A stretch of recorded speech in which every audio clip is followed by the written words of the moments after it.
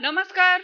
Max woman आयोजित आणि महाचाय पुरस्कृत मॅक्स वुमन कॉन्क्लेव्ह 2023 मध्ये मी प्रियदर्शनी हिंगे तुम्हा सर्वांचं सहर्ष स्वागत करते. जिंकून घ्यावे जगाला पण गावघर विसरू नये, चिंबून यावे नभाला पण ठावधर विसरू नये. विश्व हे धुंदावणारे लक्ष रंगी मोह गाणे, रंगून गावे तया पण आत्मस्वर विसरू नये. अर्थातच आपला आत्मस्वर न विसरता अनेक महिला आपले कर्तृत्व गाजवत असतात. मात्र आजही महिलांची लीडरशिप म्हणजे महिलांनी केवळ महिलांच्याच प्रश्नांवर बोलावं असाच अर्थ काढला जातो. आम्हाला हा अर्थ अमान्य आहे. महिला खरं तर सर्वच विषयावर बोलू शकतात, लिहू शकतात आणि व्यक्तही होऊ शकतात. सर्व क्षेत्रात त्या लीलया आत्ताही वावरतायत. अशा स्वयंसिद्ध महिलांचे अनुभव समाजापुढे येणं आवश्यक आहे. तसं पाहिलं तर मुख्य प्रवाहातील माध्यमांनी सुरुवातीपासूनच महिलांना साप्ताहिक पुरवणी किंवा अगदी अर्ध्या तासाच्या शोच्या पलीकडे फारसं स्थान दिलेलं दिसत नाहीये. नेमकी हीच विसंगती मॅक्स वुमनच्या लक्षात आली आणि स्थापना झाली मॅक्स वुमन या डिजिटल पोर्टलची. ही जाणीव तसं पाहिलं तर सगळ्यांनाच होती, पण हा प्रयोग यशस्वी होईल की नाही अशी शंका अनेकांच्या मनात होती. मात्र मॅक्स वुमन या प्लॅटफॉर्मद्वारे आम्ही अनेक महिला नेतृत्वांचा सन्मान केला. आज या प्रवासाला 7 वर्ष झाली. या 7 वर्षामध्ये तुम्हा सगळ्यांचं भरभरून प्रेम आम्हाला मिळालं आणि हीच भरभरून प्रेम आमच्यासाठी ऊर्जा म्हणून काम करत राहिली. तसं पाहिलं तर मॅक्स वुमनची सुरुवात आणि प्रयोग हा तसा डिजिटल माध्यमात नवीन होता आणि कुठलाही प्रयोग सादर करताना त्यामध्ये असणारी सहभागी व्यक्ती हेही तितकेच महत्त्वाचे होते. या प्रयोगामध्ये राजकीय नेत्यापासून ते अगदी सामान्य घरातल्या गृहिणीपर्यंत सर्वांनीच आम्हाला साथ दिली आणि त्यामुळेच आजवरचा हा प्रवास आम्ही करू शकलो. आपापल्या संघर्ष कथा ह्या प्रत्येकाच्या आपापल्या परीनं असतातच, पण त्या व्यक्त करणं आणि सगळ्यात महत्त्वाचं म्हणजे त्या माध्यमातून तुम्ही इतरांपर्यंत किंवा इतरांना त्या माध्यमातून उत्साह देणं, काहीतरी देणं आपण लागतो. या सगळ्या जाणीवेतून मॅक्स महाराष्ट्र तयार झालं आणि मॅक्स वुमन हा त्याचा पार्ट बनलं. आकाश उंच आहे त्याची तमा कशाला, विश्वास पाखरांचा पंखावरी असावा. जन्मापासूनच खरं तर बाईचा संघर्ष सुरू होतो आणि त्यानंतर ती आपापल्या क्षेत्रात यशोशिखर गाठते. पण हे यशोशिखर गाठणं तसं सोपं असतं का? कुठल्याही महिलेला विचारा, ते तसं सोपं नसतंच. अशा अनेक संघर्ष कथांचे साक्षीदार आज आम्ही बनलेलो आहोत आणि या कथा आम्ही जगालाही सांगणार आहोत. त्यामुळे आज या कॉन्क्लेव्हमध्ये आपण देशाच्या वर्तमानाच्या आणि भविष्य काळालाही आकार देणाऱ्या स्त्री शक्तीच्या मन की बात जाणून घेणार आहोत. विविध क्षेत्रात कार्यरत असलेल्या काही महिला नेत्यांना आपण या व्यासपीठावर आमंत्रित केलेलं आहे. राजकारण, कला, साहित्य, सामाजिक कार्य अशा विविध क्षेत्रात कार्यरत असलेल्या आदिती तटकरे, राही भिडे, रुपाली ठोंबरे, आतिका अहमद फारुकी आणि आपल्या सर्वांनाच परिचित असलेल्या सामाजिक कार्यकर्त्या आरती आमटे या मॅक्स वुमनला आज आपण ऐकणार आहोत. पण हे सगळं घडण्याआधीही मी आपल्या या मान्यवरांचा सत्काराचा एक औपचारिक सोहळा पार पाडण्याची विनंती करते आणि त्यासाठीच राज्यमंत्री आणि त्याबरोबरीनच आमदार आदिती तटकरे यांचं स्वागत करण्यासाठी मी मॅक्स महाराष्ट्रचे स्पेशल करस्पॉन्डंट विजय यांना आमंत्रित करते. ज्येष्ठ पत्रकार राही भिडे यांचं स्वागत. सामाजिक कार्यकर्त्या आरती आमटे यांचंही स्वागत करण्यासाठी मी प्रतीक्षा काटे हिला विनंती करते. राष्ट्रवादी काँग्रेस नेत्या रुपाली ठोंबरे यांचा सत्कार हा भरत मोहोळकर यांनी करावा अशी मी त्यांना विनंती करते. सर्व मान्यवरांचे खूप खूप आभार. मंचावरील सर्व मान्यवरांनी आसनस्थ व्हावं अशी मी त्यांना विनंती करते. सगळीकडे तसं पाहिलं तर राजकारण्यांचा प्रथम सन्मान केला जातो असं आपल्याला दिसून येतं. पण आपण या कॉन्क्लेव्हची सुरुवात सामाजिक क्षेत्रात कार्यरत असलेल्या आरती आमटे यांच्यापासून करणार आहोत. आरती आमटे ह्या प्रशिक्षित नर्स आहेत. सध्या त्या स्वतः सुरू केलेल्या आस्था या निराधार लोकांसाठीच्या निवास प्रकल्पासाठी काम करतात. या प्रकल्पात एकल महिला, वृद्ध आणि याबरोबरीच लहान मुलं आणि मुलींनाही आधार दिला जातो. त्यातल्या अनेक जणांना त्यांनी आत्मनिर्भर केलेलं आहे.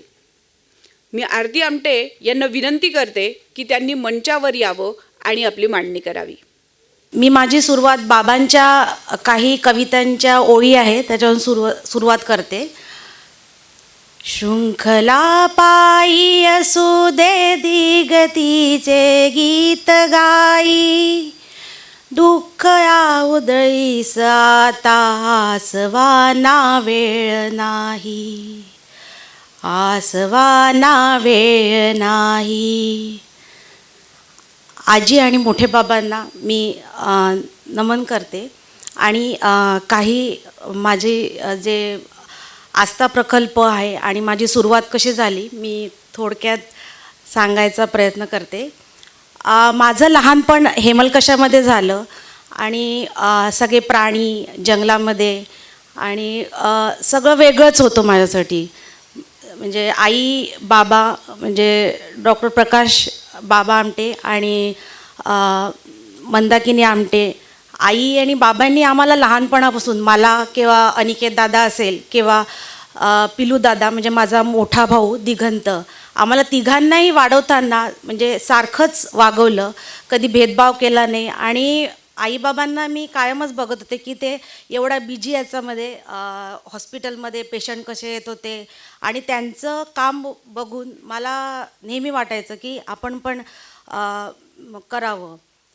एकदा सहज बाबा, मोठे बाबा जे म्हणजे माझे आजोबा जेव्हा सहज मला म्हणायचे की तुला काय करायचं आहे, काय शिकायचं आहे. फार तेव्हा असा विचार केला नव्हता. मी 4थीत वर्गे होते तेव्हा बाबा म्हणायचे की आपल्याकडे पेशंट आहे, तू बाकी पेशंटला हे करण्यापेक्षा त्यांचं ड्रेसिंग करायला शिक. आणि मी हॉस्पिटलला गेले, ड्रेसिंग केली आणि मग मला स्वतःला एक वेगळं वाटायला लागले की आपण पण काही करू शकतो. आणि म्हणजे चांगलं सगळं म्हणजे माझं शिक्षण नागपूरला नर्सिंग कॉलेजमध्ये झालं. तेव्हाही म्हणजे मला कुठेतरी हे वाटायचं की अरे काहीतरी करायला पाहिजे. आईबाबांकडून नेहमी शिकत गेले की स्वतः काहीतरी शिकलं पाहिजे. त्यांना नेहमी वाटायचं की ही बाहेर कुठे पुण्या मुंबईला गेली पाहिजे, काही एक्सपिरियन्स मिळवला पाहिजे. आणि जेव्हा माझं नर्सिंग झाल्यानंतर बाबांनी मला म्हटलं की तू पुण्याला जा आणि तुझा एक्सपिरियन्स घे. तर मला जेव्हा आजोबांना आनंदवनला भेटायला गेले तेव्हा आजोबांनी म्हटलं की तुला आनंद मिळणार आहे का जॉब करून. तर तेव्हा तो मला एक कुठेतरी हे झालं की बाबा म्हणजे मला असं का विचारतायत की तुला नोकरी करून आनंद मिळणार आहे का. मी साहजिकच म्हटलं की नाही बाबा, मला शिकायचं आहे आणि एक्सपिरियन्स घ्यायचा आहे जेणेकरून मला अजून 4 लोकांमध्ये चांगलं काय अनुभव येईल आणि चांगलं तऱ्हेने करता येईल. पण बाबा म्हणे तू हा खरं स्वतः प्रश्न कर की तुला काय चांगलं करता येत आहे. आणि मी तेव्हा म्हणजे ठीक आहे, मला जायचं होतं पुण्याला म्हणून मी पुण्याला 3 वर्ष दीनानाथमध्ये काम केलं. आणि कुठेतरी मला वाटत होतं की आपण काय करतो आहे म्हणजे आईबाबांचं जे काम बघत होते म्हणजे ते माझ्यासाठी एक रोल मॉडेल आहे. माझ्यासाठी माझा भाऊ, माझ्या वहिन्या, मी ज्यांना बघते नेहमी की ते माझ्यासाठी एक म्हणजे प्रत्येक वेळा त्यांच्या कामामधून मलाही वाटतं की आपण काहीतरी करायला पाहिजे. तर मला कायम वाटायचं काय करू आणि मग असं एक हे झालं की कुठेतरी वाटायला लागले की मी काय करते स्वतःलाच प्रश्न करायचे. मला काय चांगलं करता येईल. आणि मग अचानक असं झालं की काही गोष्टी म्हणजे पेशंट असेल त्यांच्याशी बोलता बोलता मला लक्षात आलं की आपल्याला काय करायचं आहे. आणि मग मी आईबाबांना म्हटलं की मला पण काहीतरी वेगळं करायचं आहे. तरी बाबांचं म्हणणं होतं की नाही, तर म्हणजे लग्न आणि त्याच्यानंतर तू विचार कर काय करायचं आहे तुला. माझ्या मनात त्या आजोबांच्या गोष्टी होत्या, त्या मला सारखं वाटायचं की करायचं तर आहे आपल्याला, पण तेव्हा झालं नाही. आणि त्या ह्याच्यात उदयशी म्हणजे पुण्यामध्ये उदय होता आणि मॅरेज ब्युरोमध्ये रोहिणीमध्ये होतं, तर आमचं लग्न ठरलं. आणि तेव्हाही मला असं वाटायचं म्हणजे त्याला मी तेव्हा बोलून नाही दाखवलं. आणि म्हणजे तिकडचं सासरचं वातावरण वेगळं होतं, कसं बोलणार काय बोलणार, म्हणून मी काही 1-2 वर्ष बोलले नाही. आणि जेव्हा आम्ही गुजरातला गेलो, उदय जेव्हा MBA करत होता, आणि मी तेव्हा गुजरातमध्ये असताना एक वृद्धाश्रममध्ये कायम जायचे, तिथे बघायचे की तिथलं काम कसं आहे. आणि तिथे जी वृद्ध लोक होते सगळे म्हातारे गृहस्थ होते. तर मला डोक्यात होतं की वृद्ध लोकांचं आणि जी श्रीमंत लोक आहे त्यांचं होतं, पण ज्यांना कोणीच नाही आहे त्यांचं कसं होत असेल, हे मला कायम तिथे बसल्यावर मी तो विचार करायचे की वृद्ध लोकांसाठी काहीतरी केलं पाहिजे. आणि ते सडनली मला वाटलं आणि मग मी विचार केला की आपण वृद्धाश्रम आणि जे गरजू महिला आहेत त्यांच्यासाठी काम करायला सुरुवात करायला पाहिजे. आणि मग 2-3 वर्ष गेले आणि मग मी उदयला म्हटलं की मला हे काम सुरू करायचं आहे. आणि अचानक आईबाबांचा पण एक अमरावती कार्यक्रम होता आणि मी आईबाबांनाही म्हटलं की मला असं असं काम करायचं आहे. तर आई नेहमीप्रमाणे मला म्हटलं की तुला काय काय सोपं वाटतं का काम करणं? एखाद्या लहान मुलाचं काम करणं आणि वृद्धाला सांभाळणं फार अवघड आहे. तर तुझ्या डोक्यातून तू हे काढून टाक, काही करू नकोस. म्हणजे तिला एक खोय काळजी वाटत होती की आता तुझी मुलं लहान आहे आणि वृद्धांचं काय करत बसते म्हणून. आणि मग मी म्हटलं की नाही मला करायचं आहे. मी बाबांशी बोलले, मग बाबा पण म्हणाले ठीक आहे तुझी इच्छा आहे ना.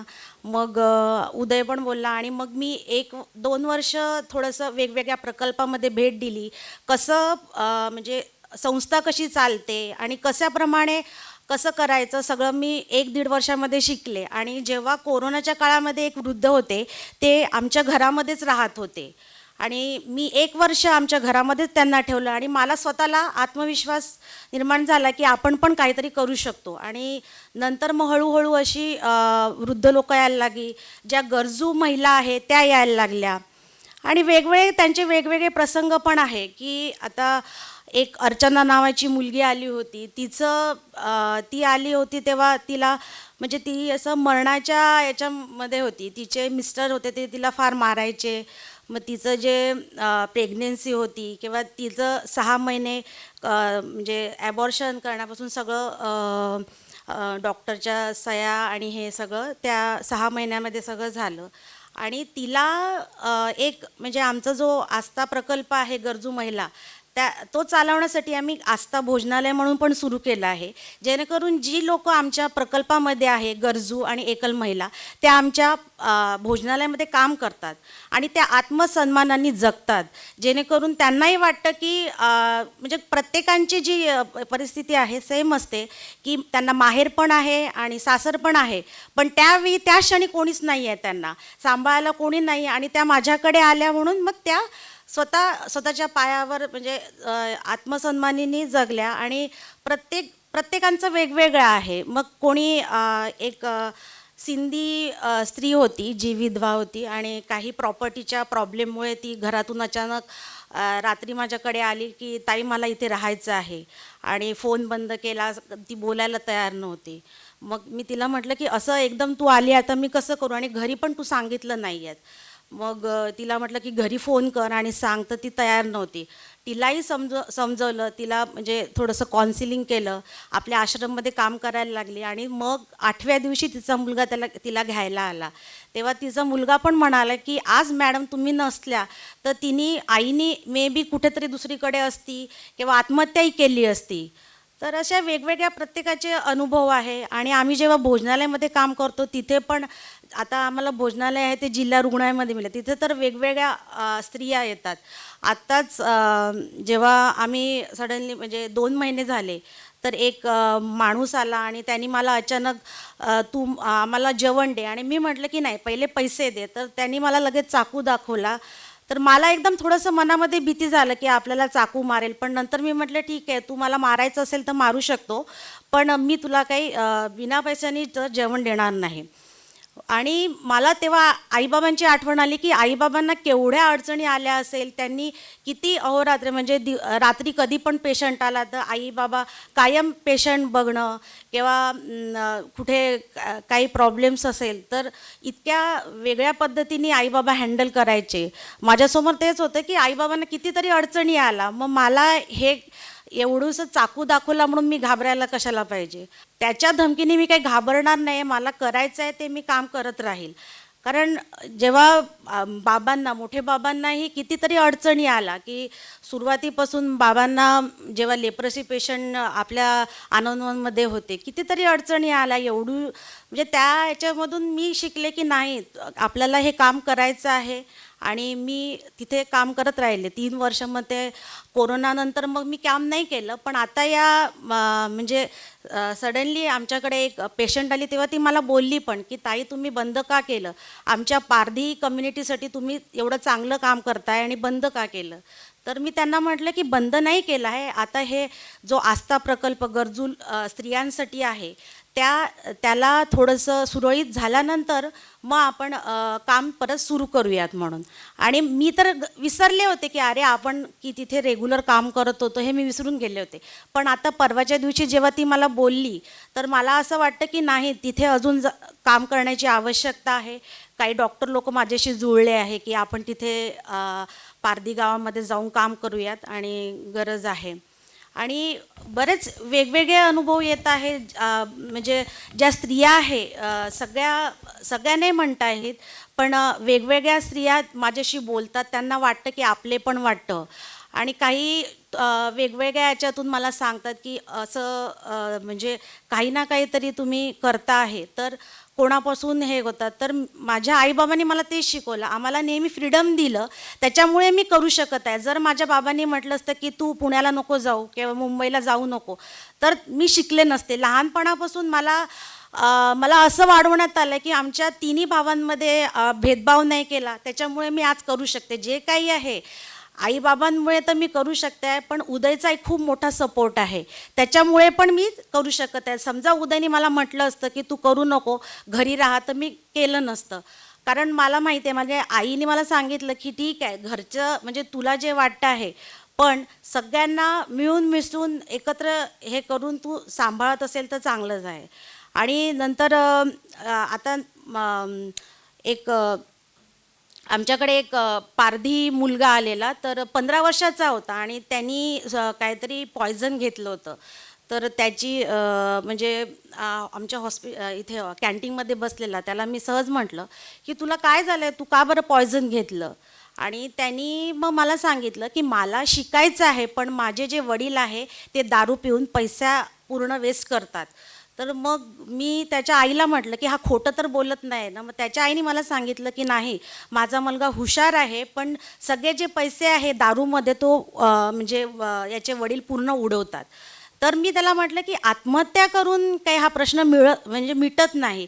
तुला जर शिकायचं आहे, तू पण काहीतरी काम कर आणि शिक, आणि मिळतं असं नाही. तुला जर मिळत नसेल तर तू माझ्या इथे ये, तुला काय मदत लागते तू मला सांग. पण म्हणजे प्रत्येकालाच अडचणी आहेत, मला जशा येतात त्या अडचणी सगळ्यांनाच अडचणी येतात, पण एकच थोडी आहे. म्हणजे वेगवेगळ्यांना प्रत्येकाचे जे हे आहे की प्रश्न वेगळे आहे, पण जर समजून मग त्याला लक्षात आलं. आणि मग नंतर दुसऱ्या दिवशी जेव्हा डिस्चार्ज झाला तेव्हा तो मला म्हणाला की ताई तुम्ही इतक्या छान रीतीने मला समजवलं आणि याच्यापुढे मी आता करणार नाही, आणि मी 10वी पास झाल्यानंतर मी खरंच काहीतरी चांगलं करेल. आणि वडिलांना पण मी सांगेल की म्हणजे मला करायचं आहे. किंवा मी त्याला म्हटलं की ठीक आहे, आपल्याकडे एक पारधी स्कूल आहे, तिथे तुला करायचं असेल तर मी तिथे हे करते. आणि अजून एक स्त्री होती आपल्याकडे, ती पण सेम तसंच, तिचे बरेचसे वेगवेगळे प्रॉब्लेम होते आणि थोडंसं म्हणजे तिचं मेंटली थोडं म्हणजे तिला समजत नव्हतं. आली तेव्हा ती फार एकच गोष्ट सारखी सारखी बोलायची, कारण तिच्यावर बऱ्याच म्हणजे अत्याचार झाले होते. आणि म्हणजे मग एका सायकॉलॉजीवाल्यांना पण दाखवलं, म्हटलं काही प्रॉब्लेम असेल तर सांगा. तर ते म्हणाले की त्या गोष्टीतून ती निघतच नाही आहे, तिच्यावर एवढा अत्याचार झालेला आहे आणि ती तुमच्या इथे आली आहे तर तिला मेडिसिनची गरज नाही, तिला फक्त प्रेमाची गरज आहे. आणि 8 दिवस झाले ती इतकी सुधारली आहे की जे तिचं बडबड करणं होतं ते पूर्णपणे बंद झालं आणि एवढी आनंदात आहे ती. आज तिने मला जेव्हा फोन करून मला सांगितलं की ताई तुम्ही मुंबईला गेल्या तर मला करमत नाही आहे. तर तिला मी म्हटलं काय झालं? नाही म्हणे ताई मला थोडंसं तुम्ही होत्या तर मला आपलं पण वाटायचं. तर असे प्रत्येक वेगवेगळे अनुभव आहे आणि छान हे होत आहे. आता जे आमचं जे आहे म्हणजे एकल महिलाचं काम वाढतं आहे. आम्ही एका ठिकाणी आतापर्यंत भाड्याच्या घरात होतं, पण आता जागा घेतली आहे आणि 20 लोकांसाठी आम्ही ज्या गरजू महिला आहे आणि एकल महिला आहे त्यांच्यासाठी आम्ही आश्रम आस्था प्रकल्प सुरू करणार आहे. एवढंच हे हां. खरं तर सामाजिक कार्य म्हणणं खूप सोपं आहे, पण ते करणं खूप अवघड आहे. त्यामुळे त्यांच्या या अवघड कार्याला माझी इच्छा आहे की मॅक्स वुमनच्या प्रेक्षकांनीही भरभरून प्रतिसाद द्यावा. राजकीय पार्श्वभूमी असेल तर राजकारणात येण्याचा मार्ग तसा सोपा असतो, पण आलेली जबाबदारी व्यवस्थितपणे पेलवण्याचं काम हे तसं कठीणच असतं. अनेकांनी ती पेलतेच असं होत नाही.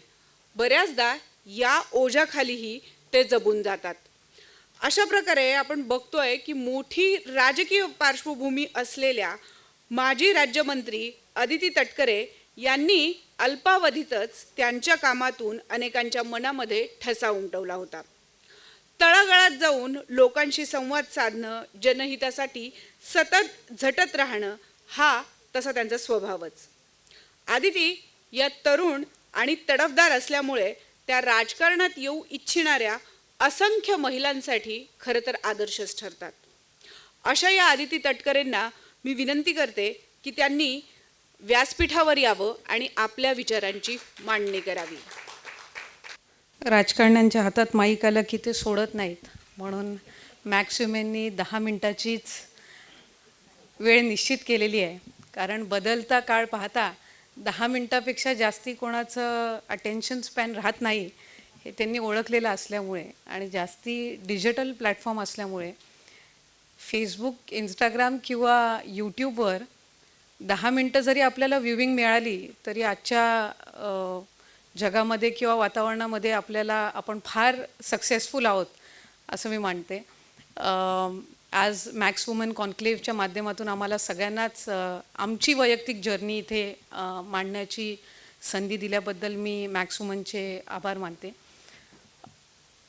राजकीय घराण्यातून ज्या वेळेला राजकीय प्रवासाला सुरू करतो त्यावेळेला 2 आव्हानं असतात. एकतर प्रवासाला सुरुवात करायची की नाही, आणि दुसरं सुरुवात केल्यानंतर त्या एखादा राजकीय वारसा चालवायचा आहे किंवा हल्लीच्या कालावधीमध्ये आपण नेपोटिझम जे म्हणतो या टॅगमधून आपण बाहेर कसं पडायचं, या 2 आव्हानांना सामोरं जावं लागतं. मी ज्या वेळेला सुरुवात केली त्यावेळेला इलेक्टोरल पॉलिटिक्समध्ये पडण्याचा माझा काहीच हेतू नव्हता. पहिली गोष्ट तर 12वीपर्यंतचं शिक्षण रायगड जिल्ह्यामध्ये रोहा तालुक्यामध्ये झालं. त्याच्यामुळे तिथे जरी इंग्लिश मिडियममध्ये शिकलेली असली तरी मुंबईला ग्रॅज्युएशनसाठी ज्या वेळेला आली तेव्हा लक्षात आलं की त्या इंग्लिश मिडियम आणि ह्या इंग्लिश मिडियममध्ये जमीन आसमानाचा फरक आहे. त्याच्यामुळे पहिली खरं तर चढाओढ किंवा आव्हानात्मक परिस्थिती तर तिथेच तयार झाली. आर्ट्समध्ये ग्रॅज्युएशन करत असताना हौशीने फिलॉसॉफी, पॉलिटिकल सायन्स आणि हिस्ट्री निवडलं. 3ऱ्या वर्षी 3rd इयर मेजर्समध्ये पार्ट मेजर्स पॉलिटिकल सायन्स आणि हिस्ट्री हे सब्जेक्ट घेतले आणि वर्षाच्या अखेरेसपर्यंत लक्षात आलं की या पॉलिटिक्सचा आणि ॲक्च्युअल पॉलिटिक्सचा फारसा काही संबंध नाही. म्हणून MA करत असताना पॉलिटिकल मेजर्स न घेता, पॉलिटिकल सायन्स मेजर्स न घेता हिस्ट्री मेजर्स निवडलं. कारण मला वाटलं इतिहासाचा काहीतरी फरक पडेल आणि आपल्यालाही काही ना काही त्यातून आणखीन शिकायला मिळेल. मला असं वाटलं होतं की इतिहास शिकल्यानंतर आपण परखडपणाने ते मांडू शकू, भलेही आपण राजकारणात जाऊ न जाऊ हा पुढचा भाग राहील. आजच्या या काळामध्ये असं वाटतं की पैवानी फेलोशिप मिळाली आणि जवळपास 2 ते 3 वर्ष तिथे फेलो प्रोफेसर म्हणून काम करण्याची संधी मिळाली. आणि फेलो प्रोफेसर म्हणून काम करत असताना ती असं वाटलं की आता आपल्याला आपल्या जी काही डिग्रीमध्ये आपण चांगले मार्क मिळवलेत त्याच्यातून ही फेलोशिप मिळाली आहे आणि त्याच वेळेला निर्णय घेण्यात आला की जर तुम्हाला टीचिंग प्रोफेशन कंटिन्यू करायचं असेल तर बी एड कंपल्सरी आहे. परत एम ए नंतर बी एड कंटिन्यू करायचं ही फारशी काही हौस नव्हती आणि सुदैवाने त्याच काळामध्ये 2009मध्ये विधानसभेच्या निवडणुकीच्या आधी डिलिमिटेशन झालं. त्या डिलिमिटेशनमध्ये सगळ्यांचे मतदारसंघ नव्याने आखले गेले. माझे वडील जे आता खासदार आहेत त्या तटकरे साहेबांचा जुना मतदारसंघ हा नवीन मतदारसंघामध्ये आखला गेला. जे आधी 3 तालुके होते तो 5 तालुक्यांचा मतदारसंघ झाला आणि 5 तालुक्यांचा मतदारसंघ होत असताना माझ्यावर आणि माझ्या भावावर 2 तालुक्यांच्या प्रचाराची जबाबदारी आली. म्हणजे 2 भागामध्ये त्यांनी मतदारसंघ विभागला. 2 तालुके त्याच्याकडे दिले, 3 तालुके माझ्याकडे प्रचारासाठी दिले. कारण ज्या मतदारसंघाचं मी आता प्रतिनिधित्व करते त्या मतदारसंघामध्ये महिला मतदार जास्ती आहेत आणि म्हणून माझ्यावर त्याही वेळेला 3 मतदारसंघांची जबाबदारी होती. प्रचार करत असताना जाणवलं की जसं जसं आपण ग्राउंड लेवलला आणखीन रुजत जातो तसं लोकांची आपल्याकडूनची अपेक्षाही वाढत जाते.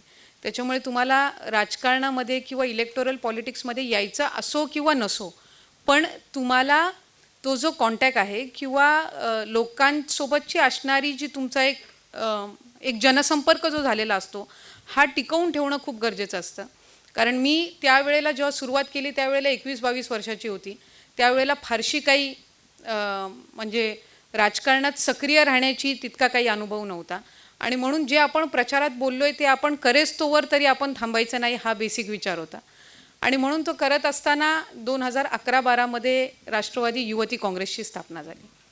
नेहमी असं म्हटलं जातं की घरात जर मुलं असली तर मुलींना फार कमी संधीही मिळत असते. पण सुदैवाने ज्या वेळेला राष्ट्रवादी युवती काँग्रेस स्थापन झाली त्यावेळेला आम्हाला एक स्वतंत्र प्लॅटफॉर्म मिळालं. सुप्रियाताईंनी आम्हाला ते आवर्जून उपलब्ध करून दिलं. विचार त्यावेळेला असे होते की ज्यांची राजकीय पार्श्वभूमी आहे त्याही मुलींनी सक्रिय व्हावं, ज्यांची नाही आहे त्यांनीही सक्रिय व्हावं आणि त्यामध्ये खूप काही शिकायला मिळालं आणि जाणवलं की जर तुम्हाला पुढे मागे राजकारण करायचं असेल तर ते संघटनेपासूनच सुरू केलं पाहिजे. आणि म्हणून राष्ट्रवादी युवती काँग्रेसपासून सुरुवात केली आणि 2009मध्ये सुरू झालेला ही काही राजकीय वाटचाल होती ती 2017मध्ये इलेक्टोरल पॉलिटिक्समध्ये कन्वर्ट झाली. म्हणजे जवळपास 10 ते 11 वर्ष मी सुद्धा स्वतःला म्हणजे स्वतःमध्ये तो आत्मविश्वास निर्माण करण्यामध्ये घेतली की आपण इलेक्शन लढवू शकतो. स्वतःमध्ये एक वेळ तयारी होईल पण वडिलांमध्ये तयार व्हायला आणखीन वेळ लागतो कारण त्यांनी त्या क्षेत्रामध्ये जवळपास 25-30 वर्ष काम केलेलं होतं. त्याच्यामुळे ते जे करू शकतात ती आपली मुलंही थोडेफार प्रमाणात भलेही 50% जरी त्यांना वाटलं तरी आम्ही आमचं ते यश समजतो पण त्यांना जर 50% जरी वाटलं की they can carry forward my legacy तर त्याच्यातही एक समाधानच असतं. आणि म्हणून 2017मध्ये त्यांनी पहिली जिल्हा परिषदची संधी दिली आणि त्याच्यानंतर राष्ट्रवादी काँग्रेस पक्षाने पहिल्यांदाच जिल्हा परिषद सदस्य म्हणून निवडून आलेल्या आदिती वरदा सुनील तटकरेला जिल्हा परिषदचे अध्यक्ष म्हणून काम करण्याची संधी दिली.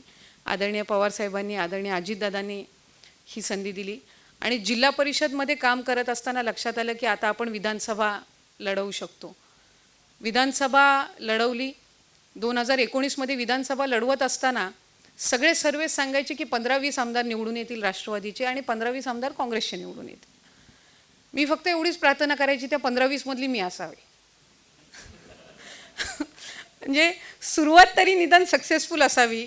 त्याच्या पुढच्या 5 वर्षानंतर लढवण्याची इच्छा राहील की नाही, परिस्थिती राहील की नाही हा वेगळा भाग. सध्या तरी त्या 20मध्ये नाव यावं. एकदा तरी विधानसभेमध्ये म्हणजे इतके वर्ष वडील फायनान्स मिनिस्टर असताना किंवा ऊर्जा मंत्री असताना अन्न व नागरी पुरवठा मंत्री असताना प्रत्येक सेशनला गॅलरीमधून बघण्याची संधी आम्हाला मिळायची पण प्रत्यक्षात त्या सभागृहामध्ये प्रश्न मांडण्याची संधी एकदा तरी मिळावी हे प्रत्येक लोकप्रतिनिधीचं स्वप्न असतं. आणि म्हणून ती मिळावी म्हणून विधानसभेच्या निवडणुकीला उभी राहिली आणि त्यावेळेला विचार केला होता की 19ला आपण निवडून आल्यानंतर जिल्हा परिषदला आपल्याला रोज तसं बघायला गेलं तर जिल्हा परिषद मिनी मंत्रालय असतं प्रत्येक जिल्ह्यातलं. त्यामुळे सकाळपासून रात्रीपर्यंत काही ना काही बारीक सारीक गोष्टीमध्ये जिल्हा परिषद च्या कार्यकाळामध्ये इन्व्हॉल्व असावंच लागतं. आणि त्यात 2019मध्ये आमदार झाल्यानंतर एका मतदारसंघापुरतं आपल्याला काम बघायचं आहे. त्याच्यामुळे आपण आणखीन काय काय ॲडिशनल आपण कदाचित शिकू शकू किंवा त्याच्यातून अनेक अनुभव आपल्याला निश्चितपणाने येतीलच. आणि म्हणून 2019ची निवडणूक लढवली. 19ची निवडणूक लढवल्यानंतर जे काही झालं ते सगळ्यांना माहिती आहे आणि त्याचा विसरही इतक्या लवकर पडणं काही शक्य नाही. आम्हालाही नाही पडणार आणि बघणाऱ्यांनाही नाही पडणार. महाविकास आघाडीच्या सरकारमध्ये पहिल्याच टर्ममध्ये आमदार म्हणून मी निवडून आली तरी मला राज्यमंत्री म्हणून काम करण्याची संधी मिळाली. त्यात उद्योग, खनिकर्म, पर्यटन, माहिती व जनसंपर्क, विधी व न्याय, त्यानंतर क्रीडा, युवक कल्याण, राज्य शिष्टाचार अशा खात्यांची जबाबदारी मिळाली. महिला व बालकल्याण त्याच्यात नव्हतं अँड ग्लॅड, कारण मगाशी बोलताना म्हटले की महिला म्हणजे महिलांचेच प्रश्न मांडू शकतात असं नाही. मला जनरल खात्यांवर काम करण्याची माझ्या पक्षांनी संधी दिली. नंतरच्या 2022च्या जूनमध्ये 8 खात्यांची 12 झाली होती, पण ती 4च दिवसांसाठी राहिली. त्याच्यामुळे मला अजूनही रिकलेक्ट होत नाही की ती वाढलेली 4 खाती कुठली होती. पण 8 खाती माझ्याकडे जवळपास 2.5-3 वर्ष होती. काम करत असताना पहिल्याच टर्ममध्ये काम करत असताना पहिल्या 3 महिन्यानंतरच मार्च महिन्यामध्ये पॅन्डेमिक म्हणजे कोविडसारखं संकट आलं, जे कशा पद्धतीनं डील करावं कोणालाच माहीत नव्हतं. म्हणजे अक्षरशः जितके अनुभवी व्यक्ती असतील, ज्यांनी वेगवेगळे पॅन्डेमिक्स बघितले असतील, त्यांनाही माहीत नव्हतं की या आपण सिच्युएशनला कशा पद्धतीनं रिॲक्ट करावं. पॉलिटिशियन म्हणून किंवा लोकप्रतिनिधी म्हणून घरातून आपण बाहेर पडणं आहे, पण घरातून बाहेर पडत असताना आपल्या घरातले जे आहेत ते कुठेही आपल्यामुळे त्या कोरोनाच्या आजारामध्ये गुरफटून जाऊ नये ही एक भीती नेहमी मनामध्ये असायची. ही हळूहळू भीती कमी होत असताना निसर्ग सायक्लॉन सारखी एक नैसर्गिक आपत्ती आली. आता कुठल्याही क्षेत्रामध्ये म्हणजे कुठल्याही विभागामध्ये, कुठल्याही जिल्ह्यामध्ये, गावामध्ये एखादी घटना ज्या वेळेला घडते आणि तिच्यावर जर लक्ष वेधून घ्यायचं असेल किंवा जर आपल्याला त्याच्यातून लोकांना काही ना काही दिलासा द्यायचा असेल तर ती मीडियामध्ये येणं फार गरजेचं आहे. कोविडच्या कालावधीमध्ये कोरोनाचे रोज किती पेशंट आहेत हे सोडून फारशा बातम्या ह्या त्यावेळेला येत नव्हत्या. अशा वेळेला आम्ही काय करावं की जेणेकरून मीडियाचं लक्ष त्या निसर्ग चक्रीवादळाकडे येईल. त्यावेळेला आम्ही पवारसाहेबांना विनंती केली की आपण कोकणातला दौरा करावा. त्यांनी ज्या वेळेला कोकणातला दौरा केला त्यांच्यासोबत सगळे मीडिया चॅनल झाले आणि त्यावेळेला प्रत्यक्षात ती परिस्थिती देशापर्यंत पोचू शकली आणि त्याच्यानंतर खऱ्या अर्थानं तिथं मदत कार्य जे आहे ते वेगाने सुरू झालं. म्हणजे हा इन्सिडन्स मी यासाठीच सांगितला की एखादी गोष्ट जिचं नुकसान झालेलं आहे आपल्याला माहिती आहे, पण त्याची नुकसान भरपाई करून देण्यासाठी सुद्धा वेगवेगळ्या पद्धतीनं आपल्याला काय काय गोष्टी कराव्या लागतात. याचं एक लोकप्रतिनिधी म्हणून भान असणं सुद्धा किंवा तितकी स्पॉन्टेनिटी असणं सुद्धा फार गरजेचं असतं. 2-3 महिन्याचा कालावधी त्याला गेला. ते झाल्यानंतर तौक्ते सायक्लॉन आलं. तौक्ते सायक्लॉन आल्यानंतर 6 महिन्याच्या आतच 2021 जुलैमध्ये महापूर आला.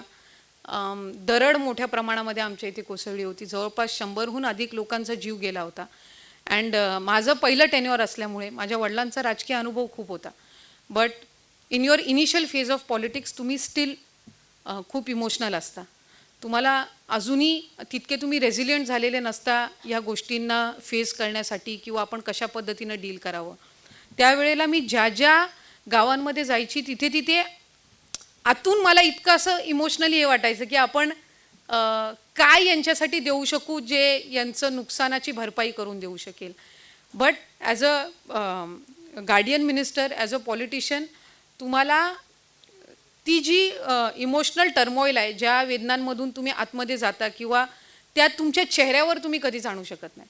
असं नेहमीच म्हटलं जातं की ॲक्टिंगमध्ये जेवढी ॲक्टिंग नसेल त्याच्यापेक्षा जास्ती राजकारणामध्ये चांगल्या वाईट सगळ्या प्रसंगामध्ये असली पाहिजे. याचं कारण म्हणजे जर तुम्हीच कमकुवतपणा दाखवलात तर कदाचित तुम्ही समोरच्याला तितकं कन्व्हिन्स करू शकणार नाही.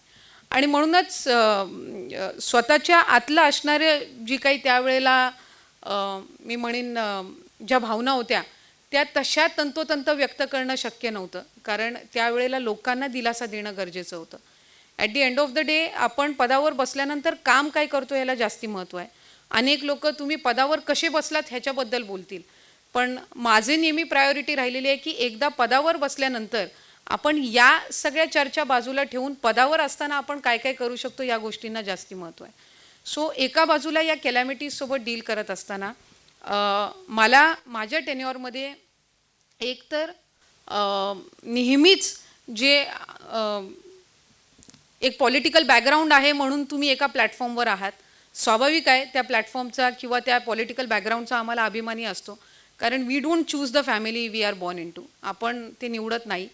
एका राजकीय घराण्यामध्ये जन्माला येणं आपल्याला दिलेलं ते ऑप्शन नसतं, ती चॉईस नसते, आपण आलेलो असतो त्या घरात जन्माला. त्याच्यामुळे जसं एका कुठल्याही सामान्य व्यक्तीला वाटेल की मला अभिमानच आहे माझ्या आईवडिलांचा आणि त्यांच्या क्षेत्राचा, तसा स्वाभाविक आहे मलाही राहणं. आणि मी त्यांना 35-40 वर्ष प्रत्येक चढ उतारामध्ये बघितलेलं आहे. त्याच्यामुळे मला त्या गोष्टीची कधीच हे वाटायची नाही. ऐकून अनेकदा वाटतं की का असं बोललं जातं, पण मी नेहमीच गोष्ट ही मानलेली आहे की तुम्हाला संधी मिळणं सोपं आहे, पण त्या मिळालेल्या संधीचं तुम्ही काय करताय याला जास्ती महत्त्व आहे. आणि तुमचा पहिला टेन्युअर हा कदाचित तुम्हाला सोपा जाऊ शकतो, पण सेकंड जो तुमचा दुसरा टेन्युअर आहे हे तुमची खऱ्या अर्थानं राजकीय वाटचाल ठरवतं. आणि म्हणून त्या कॅलॅमिटीच्या कालावधीमध्ये पण डेव्हलपमेंट किंवा विकासात्मक जी काही माझी धोरणं होती रायगड जिल्ह्यासाठी ती कुठे थांबता कामा नये, हीच एक भूमिका होती किंवा विचार होता. म्हणून रायगडमध्ये मेडिकल कॉलेज असेल, रायगडमध्ये आदिवासी मुलांसाठी चांगली केंद्र असेल किंवा शाळा असेल, ग्रामीण रुग्णालय असतील किंवा आदर्श शाळा असतील, प्रतिकूल परिस्थितीमध्ये आपत्कालीन परिस्थितीमध्ये इमर्जन्सीच्या कालावधीमध्ये काय काय आपण उपाययोजना केल्या पाहिजेत या यंत्रणा असतील, ह्या सातत्याने डेव्हलप करण्याचं काम हे मी चालू ठेवलं. अनफॉर्च्युनेटली या पॉलिटिकल सिच्युएशनमध्ये निश्चितपणाने त्याला थोडा हॉल्ट हा बसला जरी असला तरी मला खात्री आहे की जर तुमचं विजन असेल, जर तुमचा प्रामाणिकपणा असेल तर तुम्हाला काम करायला निश्चित चांगल्या पद्धतीने मिळतं. आणि जे तुम्ही काम करता ते लोकांना जर त्याची जेन्युइन त्याच्या मागची जर भावना कळली तर ते तुम्हाला संधी चांगल्या पद्धतीने देत राहतात. आणखीन एक गोष्ट जी माझ्या वडिलांकडून मी नेहमी शिकली ती म्हणजे तुमच्या पदाची हवा कधी तुमच्या डोक्यात जाऊन देऊ नका. त्याच्यामुळे मी स्वतः प्रयत्न करते की पद हे एक फक्त तो एक टॅग असतो, त्याच्या पलीकडचा जो माणूस आहे हा नेहमी लोकांच्या लक्षात राहतो. त्यामुळे माणूस म्हणून, व्यक्ती म्हणून तुम्ही लोकांसाठी काय करता, I think that is more important. आणि म्हणून मी जेन्युइनली प्रयत्न करीन की कुठल्याही पदावर असो नसो तरीही आपल्यातला जो प्रामाणिकपणा सोसायटीमध्ये काम करण्याचा आहे, समाजासाठी काही काम करण्याचा आहे, हा कमी होता कामा नये. पॉलिटिकल सिच्युएशन्स ह्या नेहमी बदलतच असतात. जशी क्रिकेट म्हणतात अनप्रेडिक्टेबल आहे, तसं पॉलिटिक्ससुद्धा अनप्रेडिक्टेबल असतं. पण ह्या अनप्रेडिक्टेबल क्षेत्रामध्ये आपला एक ठसा उमटवणं आणि तो चांगल्या पद्धतीनं उमटवणं हाच एक हेतू मनामध्ये ठेवून मी राजकारणामध्ये सक्रिय आहे. So thank you. This was my small journey. मी जास्ती ती आणखीन एक्झॅजरेट करून तर निश्चितपणाने बोलणार नाही. पण मुलगी असो अथवा मुलगा असो आपल्याला प्रत्येकाला संघर्ष करावे लागतात आणि तो दुजाभाव मनामध्ये न ठेवता कोण सुपिरियर आहे कोण इन्फिरियर आहे याच्यापेक्षा आपल्याला इक्वल वागणूक मिळणं महत्त्वाची आहे. सो जर ती आपल्याला सोसायटीमध्ये मिळाली तर मला वाटते पुढे मागे आपल्याला रिझर्वेशनची सुद्धा गरज लागणार नाही. आणि एक महिला म्हणून मला असं नेहमी वाटतं की ज्या दिवशी रिझर्वेशन नसताना आपण 50% सभागृहामध्ये असू त्यावेळेला खऱ्या अर्थानं आपण त्या इक्वॅलिटीच्या टॅगला जस्टिस देऊ शकतो. थँक्यू.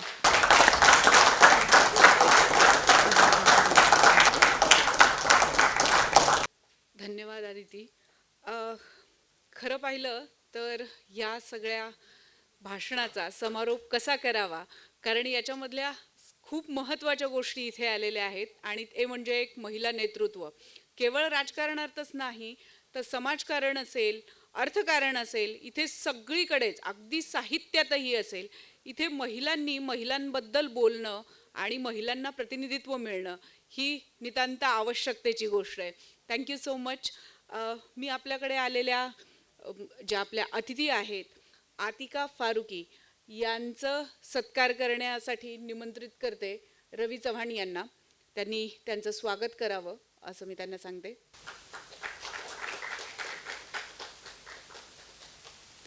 खरं तर तुम्ही पाहिलं असेल की समाजकारण असेल किंवा राजकारण असेल, या दोन्ही ठिकाणीही महिलांचा संघर्ष हा कशा पद्धतीचा आहे. आपापले अनुभव व्यक्त करताना बऱ्याचदा असं वाटतं की ते व्यक्तिगत असतात, पण नथिंग इज पर्सनल असं म्हटलं जातं ते याच निमित्ताने. आता आपण आपल्या पुढच्या अतिथींकडे वळणार आहोत. त्या आहेत रुपाली ठोंबरे. रुपाली ठोंबरे यांना कुठल्याही चौकटीत बांधणं खरंच शक्य आहे का, असा प्रश्न मीच तुम्हाला विचारते. याचं कारण असं आहे की अगदी पक्षात पक्ष असेल किंवा पक्षाच्या बाहेर जाऊन समाजकारण असेल, अशा दोन्हीही गोष्टी करताना त्यांचा आक्रमकपणा हा खास करून माध्यमांमध्ये खूपच प्रकाशित होतो. पण या आक्रमकतेच्या पलीकडच्या रुपाली ठोंबरे कशा आहेत किंवा त्यांना आक्रमक का व्हावं लागलं, ह्या सगळ्या प्रश्नांना उत्तर देण्यासाठी मी निमंत्रित करते रुपाली ठोंबरे यांना. नमस्कार. आपण प्रत्येकाची जर्नी ऐकतोय. माझी जर्नी थोडी वेगळी आहे आणि ती असायलाच हवी, कारण का ती मी भोगलेली आहे. मी परिस्थितीशी भिडलेली आहे, त्याच्यामुळे मी तशी झालेली आहे. लहानपणी म्हणजे मला सगळ्या घरातले म्हणतात की लहानपणी तू खूप शांत होती, अजिबात म्हणजे बोलताना सुद्धा अशी नाजूक परीसारखी गोरी गोमटी, एकदम एकदम म्हणजे म्हणतात ना खूप शाय वगैरे अशा प्रकारची मुलगी होते मी. परंतु एखादी स्त्री जेव्हा घडते तेव्हा तिच्या मागं त्याचं कारण असतं. म्हणजे आत्ताच आदितीताईंनी एक राजकारणातली मुलगी म्हणून त्यांची जर्नी सांगितली. माझी जर्नी अशी आहे की मला राजकीय वारसा कोणताच नव्हता. माझ्या घरामध्ये सगळेजण वकील आणि वयाच्या 15 वर्षापर्यंत सोन्याचा चमचा घेऊन घेतलेल्या आम्ही मुली छान राहणाऱ्या, आणि अचानकपणे वडिलांची डेथ होते आणि मग आम्ही 3 बहिणी 3 भावंड, कोणाचाच आधार नाही. अशी भावकी खूप असते, पण अशा वेळेला भावकी कोणीच येत नसते. मग त्यावेळेला आपलं ध्येय काय आहे हे निश्चित करायचं आणि मग ती जर्नी सुरू करायची. ही तितकेसं सोपं नव्हतं. आणि वयाच्या 15व्या वर्षापर्यंत सुदैवाने मी हुजूरबागेत शिकले असल्यामुळे मी खेळायला व्हॉलीबॉलला जायचे. माझ्या नॅशनल झाल्या, त्यामुळे मला परिस्थितीशी तोड किंवा संघर्ष करण्याची थोडीशी सवय झाली होती. वडील गेल्यानंतर मला आठवते 97चा काळ आहे.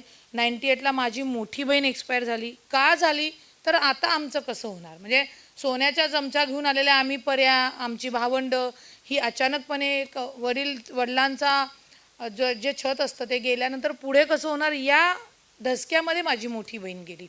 आणि त्याच्यामुळे माझ्या आईची अवस्था अत्यंत दयनीय झाली होती की म्हणजे आता कसं करायचं. परंतु त्यावेळेला मनात ठाण मानली होती की काही झालं ते आपल्याला काहीतरी बनायचं आहे. मग त्यावेळी काय बनायचं तर त्यावेळी रेल्वेमध्ये जॉब करायचा, कारण का स्पोर्ट्सवाल्यांना दुसरीकडे जॉब मिळायचा नाही. आणि पोलीस वगैरेमध्ये का जायचं नाही, कारण का त्यांच्या बदल्या असतात, मग आईजवळ कोण राहणार अशा पद्धतीने. आणि पॉलिटिक्समध्ये येण्याचं कारण माझं एक आहे की ज्या वेळेला मला अजून आठवते बीडमध्ये माझं सिलेक्शन झालं होतं नॅशनल खेळाडू म्हणून. परंतु एक राजकारण्यांची, मी त्या राजकारण्याचं नाव नाही सांगणार कारण का आता ते अजूनही म्हणतील एवढी वर्ष झाली तरी ही मला ब्लेम देतीच आहे, ते नाव रुपाली पाटील खोडून एक दुसऱ्या मुलीचं नाव त्याच्यामध्ये ॲड झालं. मला कळनाच की मी एवढं सगळ्या गोष्टी परिस्थितीशी तोंड देत असताना, माझे वडील आत्ता वारलेत तरीसुद्धा मी खेळतीये, बाहेर जातीये. माझ्या आईकडे पैसे नाही आहेत द्यायला, तरी तिने मला पोरीला खेळण्यासाठी, तिचं भवितव्य घडवण्यासाठी तिने मला पैसे दिले होते. परंतु ती मनात खूप खंत हे झाली. आणि रात्रीची म्हणजे त्या व्हॉलीबॉलचा हा विषय, रात्रीच्या त्या पार्ट्यामध्ये ते नाव माझं कट झालं. त्याच्यामध्ये मग मी ठरवलं की नाही, आपल्याला माझ्या वेळेला कोण नाही आहे. इतरांवर जेव्हा वेळ येईल तेव्हा कोणतरी असलं पाहिजे, कोणाला तरी सांगितलं पाहिजे की येस हा त्रास होतोय आणि हे आपल्याला संपवलं पाहिजे. ती जी मनात गोष्ट ठेवली त्याच्यानंतर माझा राजकीय प्रवास 2006 साली सुरू झाला. माझं लग्न झालेलं नव्हतं. राजकारणात जात असताना मला घरातल्यांनी विरोध केला होता, कारण का राजकारणामध्ये महिलांकडे पाहण्याचा दृष्टिकोन आत्ता सोडा, म्हणजे आता खूप डेव्हलप झालेले, आता कोणा बघूनही घेत नाही वाईट नजरेने. पण त्यावेळीचा जो 2006चा काळ होता, त्यावेळी महिलांनी राजकारणात जाऊ नये. आणि माझा स्वतः जो मामा होता तो म्हणला की अनमॅरिड मुलींनी तर राजकारणात जाऊच नये, लग्नच होणार नाही, उपयोग काय, बदनाम होणार. या सगळ्या गोष्टी सांगितल्यानंतर मी एकच रिक्वेस्ट मामाला केली होती की मला एक संधी द्या. मला तू एक संधी दिल्यानंतर मी प्रूव्ह नाही केलं तर तू म्हणशील त्या माणसाबरोबर लग्न करून मी या घरातनं निघून जाईल, पण एक संधी तुम्ही मला दिली पाहिजे. आणि ती संधी जशी माझ्यासाठी पर्वणी होती, जशी मला ती संधी मिळाली, म्हणजे 2006ला माझा आधीचा पक्ष मी त्याच्यामध्ये प्रवेश केला, माननीय राजसाहेब ठाकरे यांचा पक्ष मनसेमध्ये. तेव्हापासून काय झालं की घरातनं आक्रमकता तर होतीच, परंतु तसं नेतृत्व मिळाल्यानंतर मला महाराष्ट्र उपाध्यक्ष म्हणून विद्यार्थी सेनेला मिळाल्यानंतर पहिलंच आंदोलन आमचं तोडफोडीचं झालं. म्हणजे 2008ला MIT आम्ही फोडली म्हणजे फार चकणाचूर झाला. ती फुटताना फार मजा वाटली, पण त्याच्यानंतरचे जे 3 महिनेत ना ते फार हॉरिबल गेले. म्हणजे तुम्हाला सांगते, सत्ताधाऱ्यांनी म्हणजे त्यावेळीचे जे काही सत्ताधारी असेल आमच्यावर, म्हणजे मुलांना ॲडमिशन मिळाली पाहिजे, डोनेशन मागू नका, मराठी मुलांना ॲडमिशन तुम्ही 70% द्या, भूमिपुत्रांना तुम्ही न्याय द्या, याच्यासाठी मला 3 महिने फरार राहावं लागलं. घरातले सगळे वकील, वडील वकील, काका वकील, आणि ज्यांचं मी कॉलेज फोडलं होतं ना ते पण माझ्या आत्याचे मिस्टर, म्हणजे कराड फॅमिली. मग त्यांचं म्हणणं होतं की तू आपलं कॉलेज का फोडलं, तुला गरज काय होती. तर मी म्हणलं मी फोडलं नाही, ते फुटलं ते. मी काहीच, म्हणजे मला पर्यायच नव्हता. बरं, मी पळून जाण्यात पण काही अर्थ नव्हता, कारण का सगळे CCTV फुटेज वगैरे होते. त्याच्यामध्ये 3 महिन्यामध्ये मला अटकपूर्व जामीन मिळाला नाही. त्यावेळी सुप्रीममध्ये सुद्धा तो परप्रांती वाद चालू होता, बिहारी वगैरेचा. नेमका बिहारीच जज आलता, त्याने तर ते मॅटरच फेकून दिलं. शेवटी मीच कंटाळून म्हणले की नाही, मी लॉकअपला जाते, मला तुम्ही जामीन करून घ्या, पण आता मी जास्त दिवस फरार राहणार नाही, कारण का कधी बुरखा घालायचा, कधी हे घालायचं. आणि तो काळ माझ्यासाठी फार भयान होता. माझ्या भावाने माझी बिन पाण्याने काढली होती की आता तुझ्याशी लग्न कोण करणार नाही, वाया गेली. आई म्हणजे अगं आपण वकील, तू आता आरोपी झाली. आणि मला खरंच टेन्शन आलं की खरंच आपण काय चुकीचं करून बसलोय का काय. पण जेव्हा आता जेलला, लॉकअपला मी 2 दिवस होते, त्याच्यानंतर जेलला होते, माझ्यासोबत 2-3 होत्या. मग मी आत विचार केला, आता आपण आरोपी झालेलो होतो, आपलं लग्न होणार नाही, जाऊ द्या, नका उद्या, 2 मुलं दत्तक घेऊ, असं पूर्ण ठाम व्यक्त. आतमध्ये फार दुःख होत होतं की आपण काहीतरी चुकीचं केलेलं आहे. त्यावेळी गुन्हा दाखल होणं म्हणजे, आणि जेलला जाणं लग्न न झालेल्या मुलींनी, हे फार वाईट असतं बरं का. कितीही काही म्हणा, म्हणजे नातेवाईक पण एक्सेप्ट करत नाही आणि घरातले सुद्धा एक्सेप्ट करत नाही. पण आता त्या गोष्टी घडल्या होत्या. मग ते घडल्याचे तर आता फेस करायचं म्हणून जामीन वगैरे झाला. जामीन झाल्यानंतर बाहेर आले. आता म्हणलं लोक आपल्याकडं कसं बघतील. पण मला त्या अटक झाल्यानंतर एक फायदा झाला की नुकतीच माझी डिग्री झाली होती. मी ज्यावेळी जेलला गेले होते त्या जेलमध्ये मी जेलरचा जीव खायचे की हे जेवण कसं, ते जेवण कसं. तिथं खूप ज्या महिला आहेत, म्हणजे फाशी पारधी पण होत्या, त्यांना म्हणजे मी तेव्हा 2006 साली वय जे ग्रॅज्युएशनच्या वेळी असं, त्या महिलांना मी वेडी वाटायचे की नाही का, आम्ही काहीच केलं नाही ताई. कारण का मला आतमध्ये सांगितलं होतं की गुन्हेगारांमध्ये जातोय, रुबाब करायचा, नाही तर मग झाडू, फरशी, टॉयलेट वगैरे साफ करायला लावतात, हे असं खूप भीती होती. आणि मला ते करायचं नव्हतं, म्हणून मग ते भाई म्हणून जायचं आतमध्ये. मग भाई म्हणून जायचं कसं, तर दुसऱ्या कैद्याला एक वाजवायची आणि तिथं रुबाब करायचा. हे ट्रेनिंग घेऊन मी आतमध्ये खरं लिटरली गेले होते. आणि हे माझ्यासाठी फार भयान होतं. आत्ता हसू येते, पण त्यावेळी मला अजून आठवते की माझ्या शेजारची माझी मैत्रीण, तुझ्यामुळं आम्ही पण लटकलो, तुला लाज वाटत नाही का. तर मी म्हणायचं जाऊ दे ना, मी सोडवतो ना तुम्हाला, तुम्ही कशाला टेन्शन घेता, बाहेर गेल्यावर बघू बाहेरचं प्लॅनिंग काय ते. मग आतमध्ये 8 दिवस काढल्यानंतर बाहेर आल्यानंतर लिटरली तुम्हाला सांगते की सर्वसामान्य घरातली मी महिला, आम्हाला लोकांनी डोक्यावर घेतलं होतं. म्हणजे बाहेर आल्यानंतर म्हणजे आमच्या मुलांसाठी तुम्ही आंदोलन केले, हार तुरे, म्हणजे तेव्हा माझ्या जीवात जीव आला की यस, आपण आता घरात राहू शकतो. नाहीतर तेव्हा मी ठरवलं होतं की आता घरातनं आपली पालखी बाहेरच काढायची, नकोच ते डोक्याला त्रास. मग ते काम करत करत करत नंतर तो आम्हाला फॉर्म्युला सापडला की कुछ नाही होत आहे, आज जायचं, वकील लोक असतात, सोडवतात, टेन्शन घ्यायचं नाही, काम आपलं होतंय. म्हणजे तो मनाची ती तयारी झाली. ती तयारी करत करत तुम्हाला खोटं वाटेल की माझ्यासारख्यावर 21 गुन्हे दाखल झाले होते, तडीपारी काढली होती. म्हणजे एक अजून तडीपारीचा गुण तुम्हाला घटना सांगते की माझी तडीपारी कॅन्सल करायला माझाच होणारा नवरा आला होता, पण तो लाजे खातीर त्यांनी सांगितलंच नाही त्या ACPला की मी हिचा होणारा नवरा आहे म्हणून. कारण का तो इतका झापत होता ACP, ते वडीलधारी होते. तुला कळत नाही का, तुला काय गरज पडली होती. आता ते जामीनदार द्यायचे होते. मी म्हणले बघा माझं लग्न आहे, माझ्या लग्नाच्या वेळी जर मला तडीपारी केली तर माझं लग्न मोडेल, तुम्ही तो विचार करा. आणि मग माझ्या होणाऱ्या नवऱ्याने त्यावेळेला ती आर्ग्युमेंट वगैरे केलं. मी बाहेर आलो तर म्हणते तू का नाही सांगितलं की तू माझा होणारा नवरा आहेस.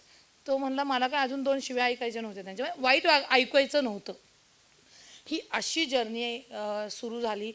सोपं नसतं की कुठल्याही क्षेत्रात, कोणत्याही क्षेत्र असू द्या, सामाजिक असू द्या, पत्रकारी असू द्या, राजकारण असू द्या, कलाकारी असू द्या, फिल्म इंडस्ट्री असू द्या, खूप त्या गोष्टीला फेस करावं लागतं.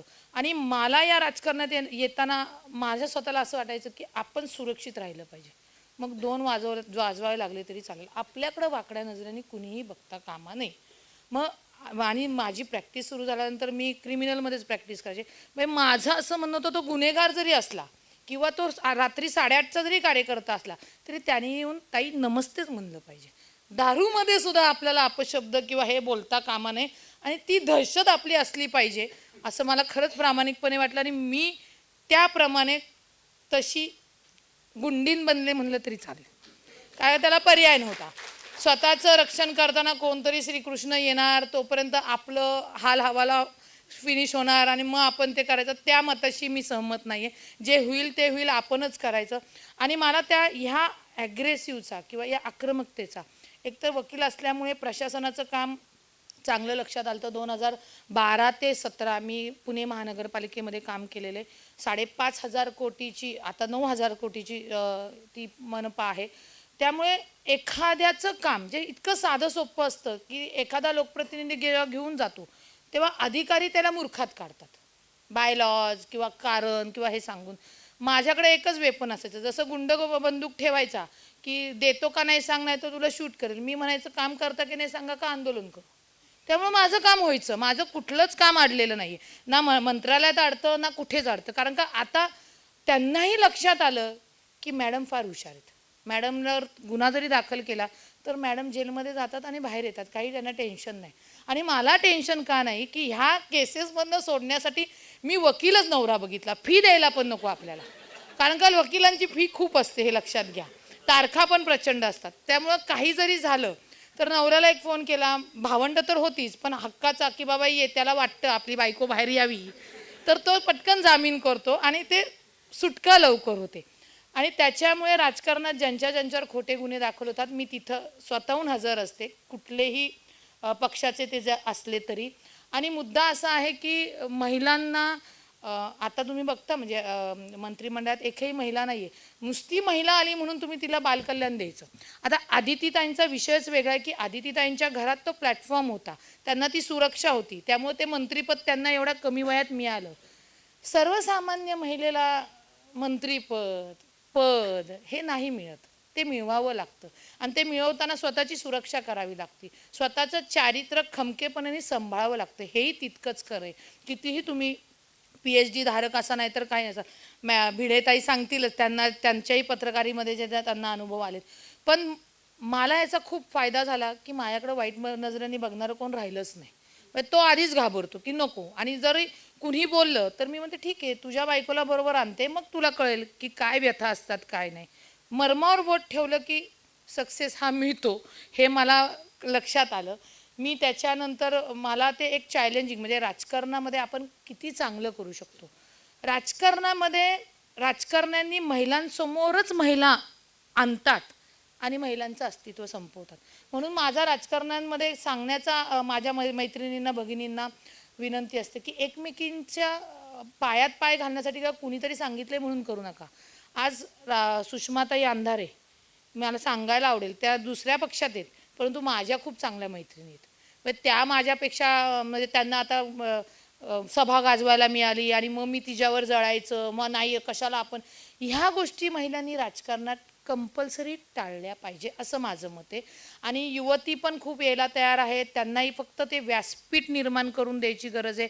माझ्यावर केसेस झाल्या, माझ्यावेळी कोणीच मला सांभाळायला खरंच नव्हतं, मी परिस्थितीने घडले.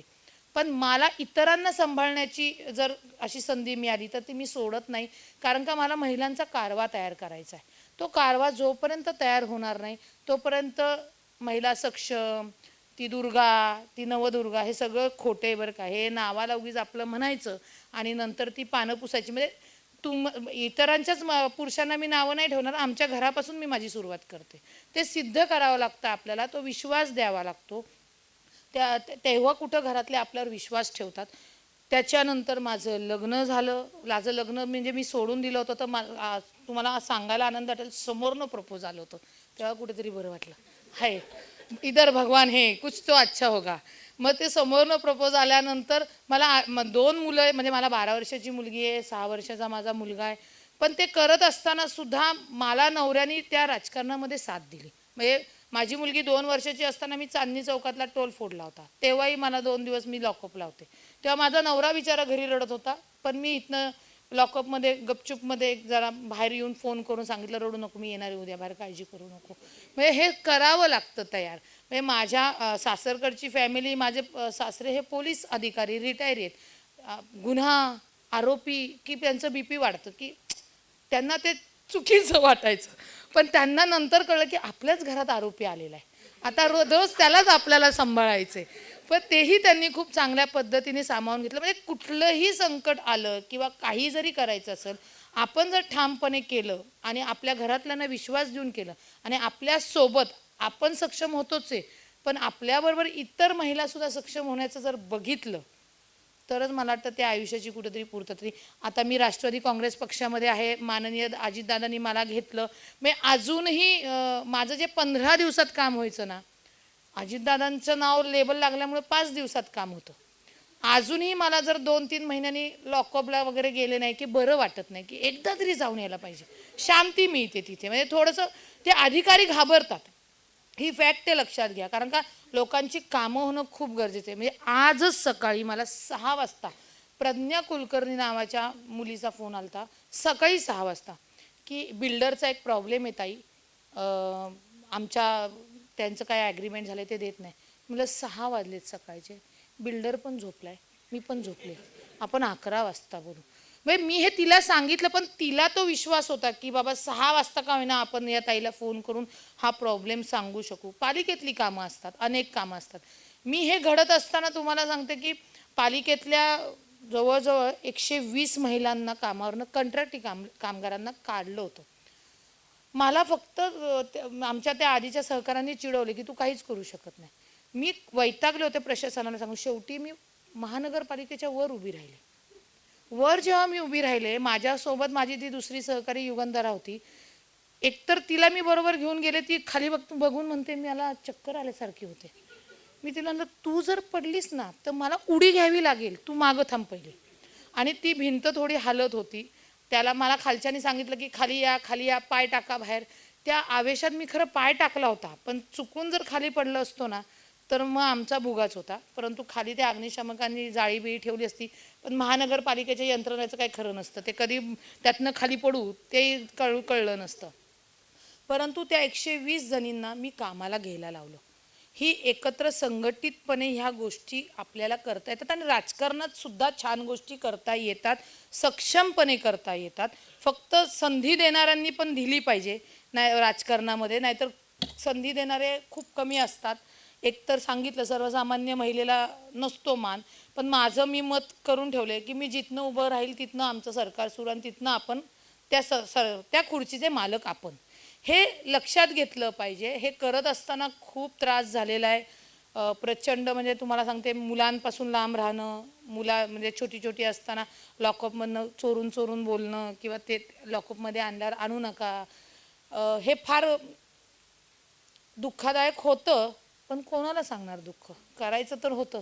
कारण का दुःख जर सांगत बसलं तर सहानुभूतीची फक्त लाट आली असती आणि आज मी तुमच्यासमोर अशी बोलू शकले नसते, आज घडले नसते.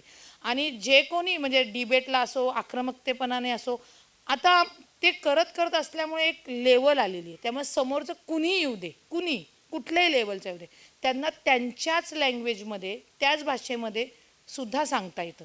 म्हणजे आक्रमक सांगण्याची वेळ कधी येते, जेव्हा समोरचा एखादा चुकीचा बोलतो. पण एखादा जर शांत असेल तर त्याला दादा, मामा, काका कळतं की नाही तुम्हाला, हे झालं पाहिजे. किंवा तो अधिकारी असू द्या, त्या अधिकारीला सांगावं लागतं. तेव्हा ते काम आमचं त्या पद्धतीने होतं. म्हणजे माझं तरी सगळी कामं होतात, काही अडत नाही.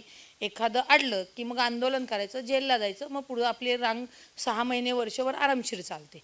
ह्या सगळ्या गोष्टी करत असताना एक स्त्री म्हणून दुःख होतं, परंतु शेवटी मग परत ते सगळ्यांनी सांगितलेलं असतं, संघर्ष केल्याशिवाय यश मिळत नाही. मग जास्त संघर्ष करा, मग जास्त यश मिळेल, असं मनाला मी समजत समजत समजत समजत इथपर्यंत घडलेली आहे. आता कुठलीही क्रिमिनल केस जरी असेल, म्हणजे इवन आत्ताच्या पुण्यामध्ये घडलेली उद्धव बाळासाहेब ठाकरेंच्या कार्यकर्त्यांवर खोटी 307 होती. असा 307 दाखल झाला, तेव्हा त्यांनी एकाने मला फोन केला, अगं ताई, म्हणजे ते मला ताईच म्हणतात सगळे कार्यकर्ते, अहो 307 दाखल झाला. म्हणलं मग मी काय करू, एकनाथ शिंदे माझे भाऊ नाहीत, त्यांना फोन करून सांगायला, तुला सांगितलं कोणी होतं घरी राहायला, त्यांना घरातनं उचललं होतं. मग लगेच दुसऱ्या दिवशी आम्ही जाऊन त्यांचा अटकपूर्व घेतला. बाई ह्या गोष्टी खूप करायला मिळाल्या, संपर्क वाढला, लोकांशी वाढला. लोकांची दुःख कमी करण्यामध्ये जो आनंद आहे ना, तो कुठेच नाही. तो मला फार प्रचंड मिळतो. म्हणजे काय काय वेळा मला म्हणतात, तू कशाला स्वतःच्या अंगावर ओढून घेते. अरे त्यांच्यावर वेळ आलेली आहे, ज्यावेळी आपल्यावर वेळ येते तेव्हा आपण आधार शोधतो, तेव्हा आपल्याला कोण आधार देत नाही, आणि आपण त्यांना आधार दिला नाही तर लोक आपल्याला का आधार देतील इतर काळामध्ये. त्यामुळे लोकांनी डोक्यावर घेतलेलं आहे. त्यामुळे हा आक्रमकपणा लोकांना आवडतो, ते स्वीकारतात. मी शांत जरी बसले तरी मला म्हणतात, तू आजारी आहेस का, म्हणजे नाही, जरा मौन व्रत घेतलेलं आहे, असं सांगावं लागतं. त्यामुळे अशा पद्धतीने माझी ही जर्नी इथपर्यंत मी आले.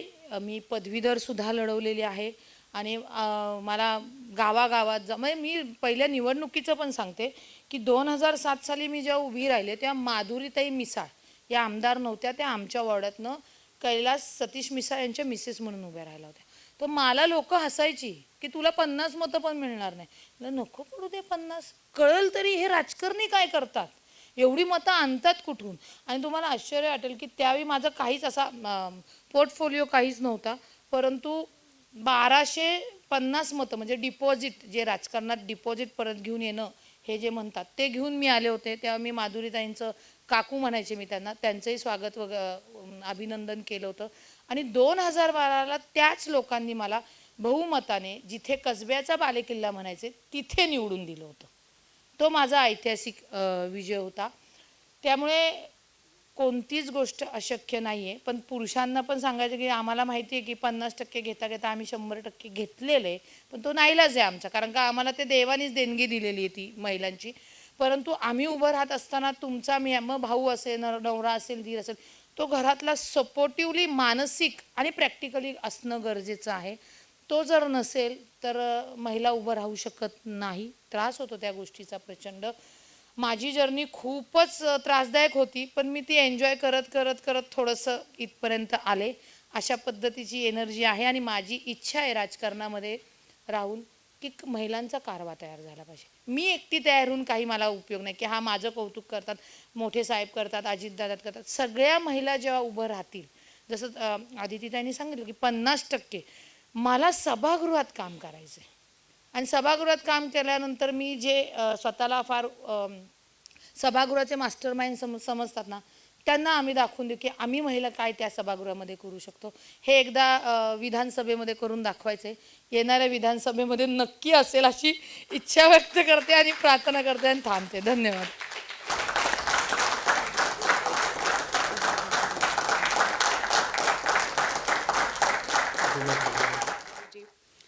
तुम्ही व्यक्त केलेली आशा ही मला असं वाटतं बऱ्याच जणांसाठी आशा नक्कीच ठरेल. कितीही म्हटलं तरी तुम्ही ज्या विनोदी पद्धतीनं सांगितलं तरी संघर्षाच्या काळामध्ये आपल्या पाठीशी उभं राहणारे अनेक कार्यकर्ते असतील, सहकारी असतील, हे सगळे असणं किती आवश्यक आहे, केवळ स्वतःसाठी नाही तर आपल्या समाजासाठीही. आता आपण कार्यक्रमाच्या एका जरा वेगळ्या पैलूकडे वळूया. आतिका फारुकी यांचं नाव जे आहे ते आपण अनेक टी व्ही चॅनल्सच्या माध्यमातून ऐकलं असेल.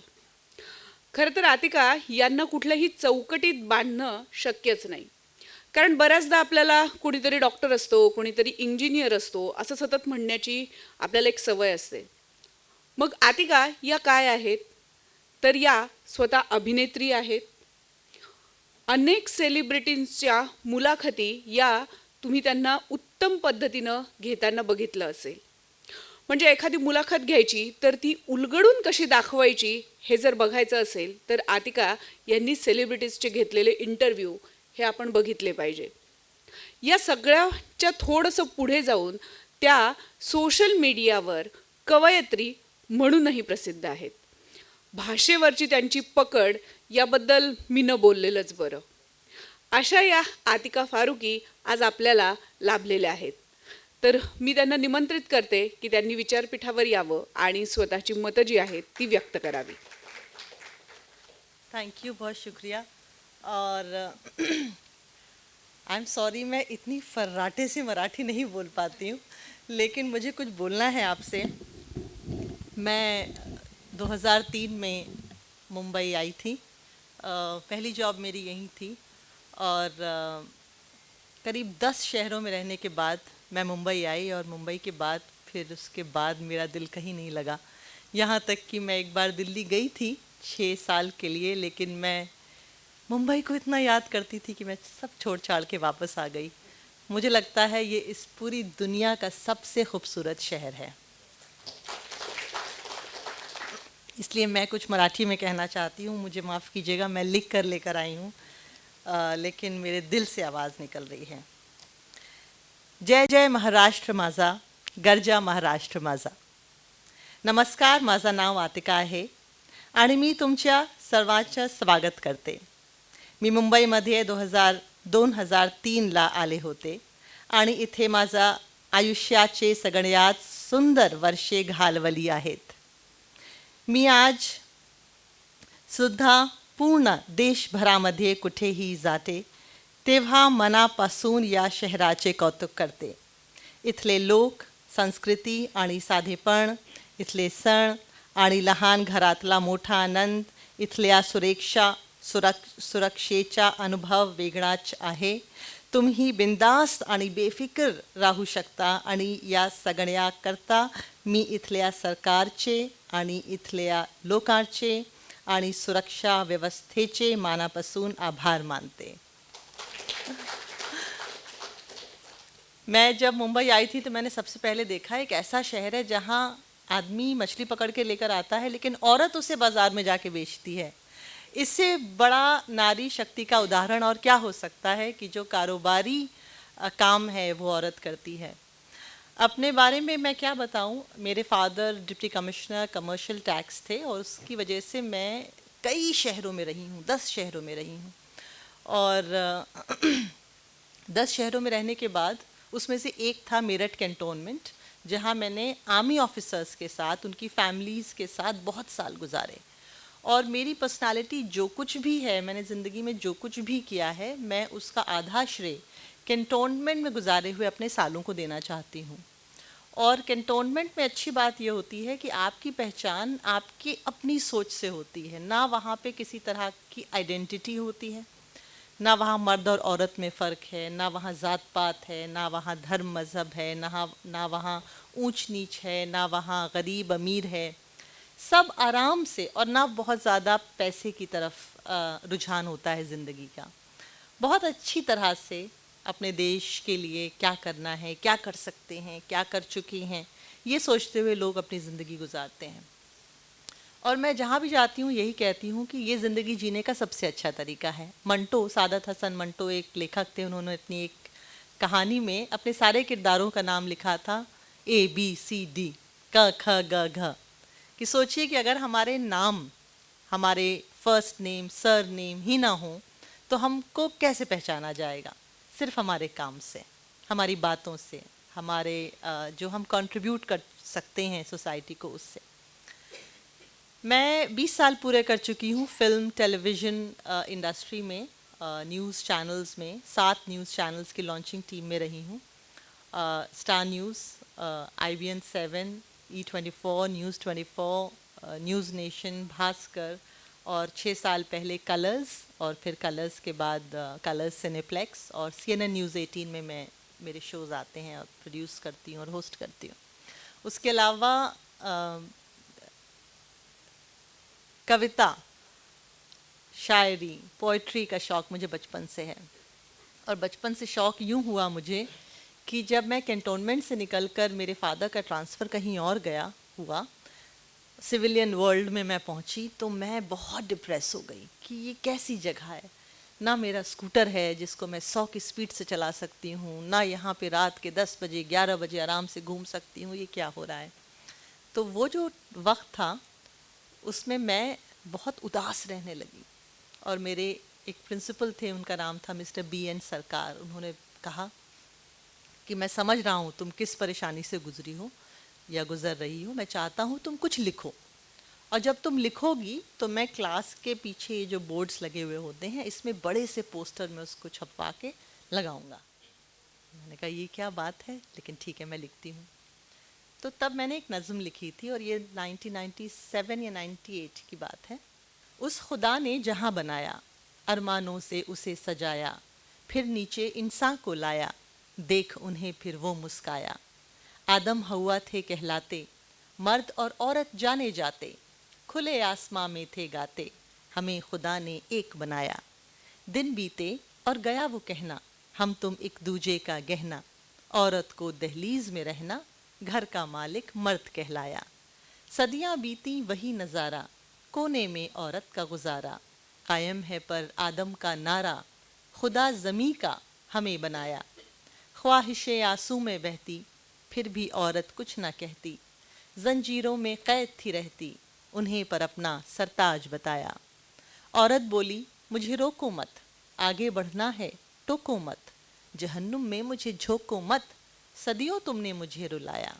मर्द बोला इतराती क्यों हो, हमसे कदम मिलाती क्यों हो, जर्रा हो ये भूल जाती क्यों हो, और फिर अपना जोर जताया। कब तक ये जंग जारी रहेगी, औरत कब तक बेचारी रहेगी, आदम से कब तक हारी रहेगी, औरत ने है ये सवाल उठाया।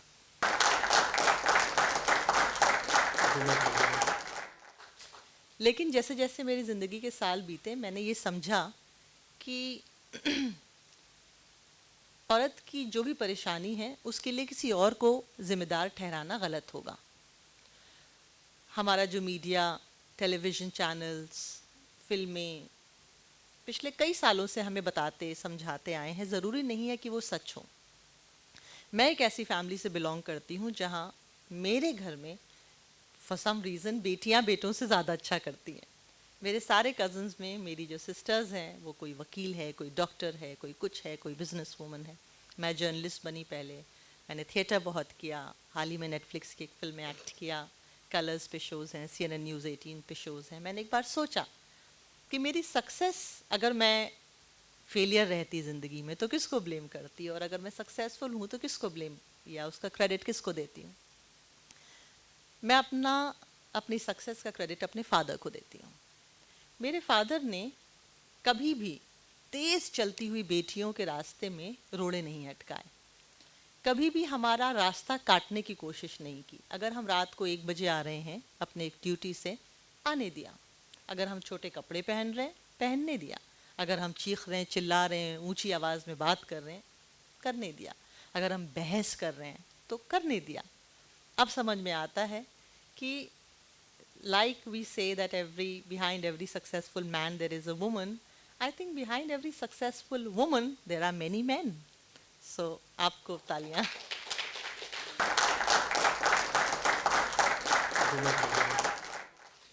एक मेरा शेर था कि निर्भया के वक्त मैंने लिखा था कि अखबारों में क्यों छपे हर दिन तेरी वीरानी, जिस्म लहजा ही नहीं रूह को निखरना होगा, किवाड़ों के पीछे से आ सड़कों पे निकल, तारीख की बदरंग साजिशों से लड़ना होगा। और हाल ही में मैंने ये शेर कहा CNBC TV 18 के कॉन्क्लेव में कि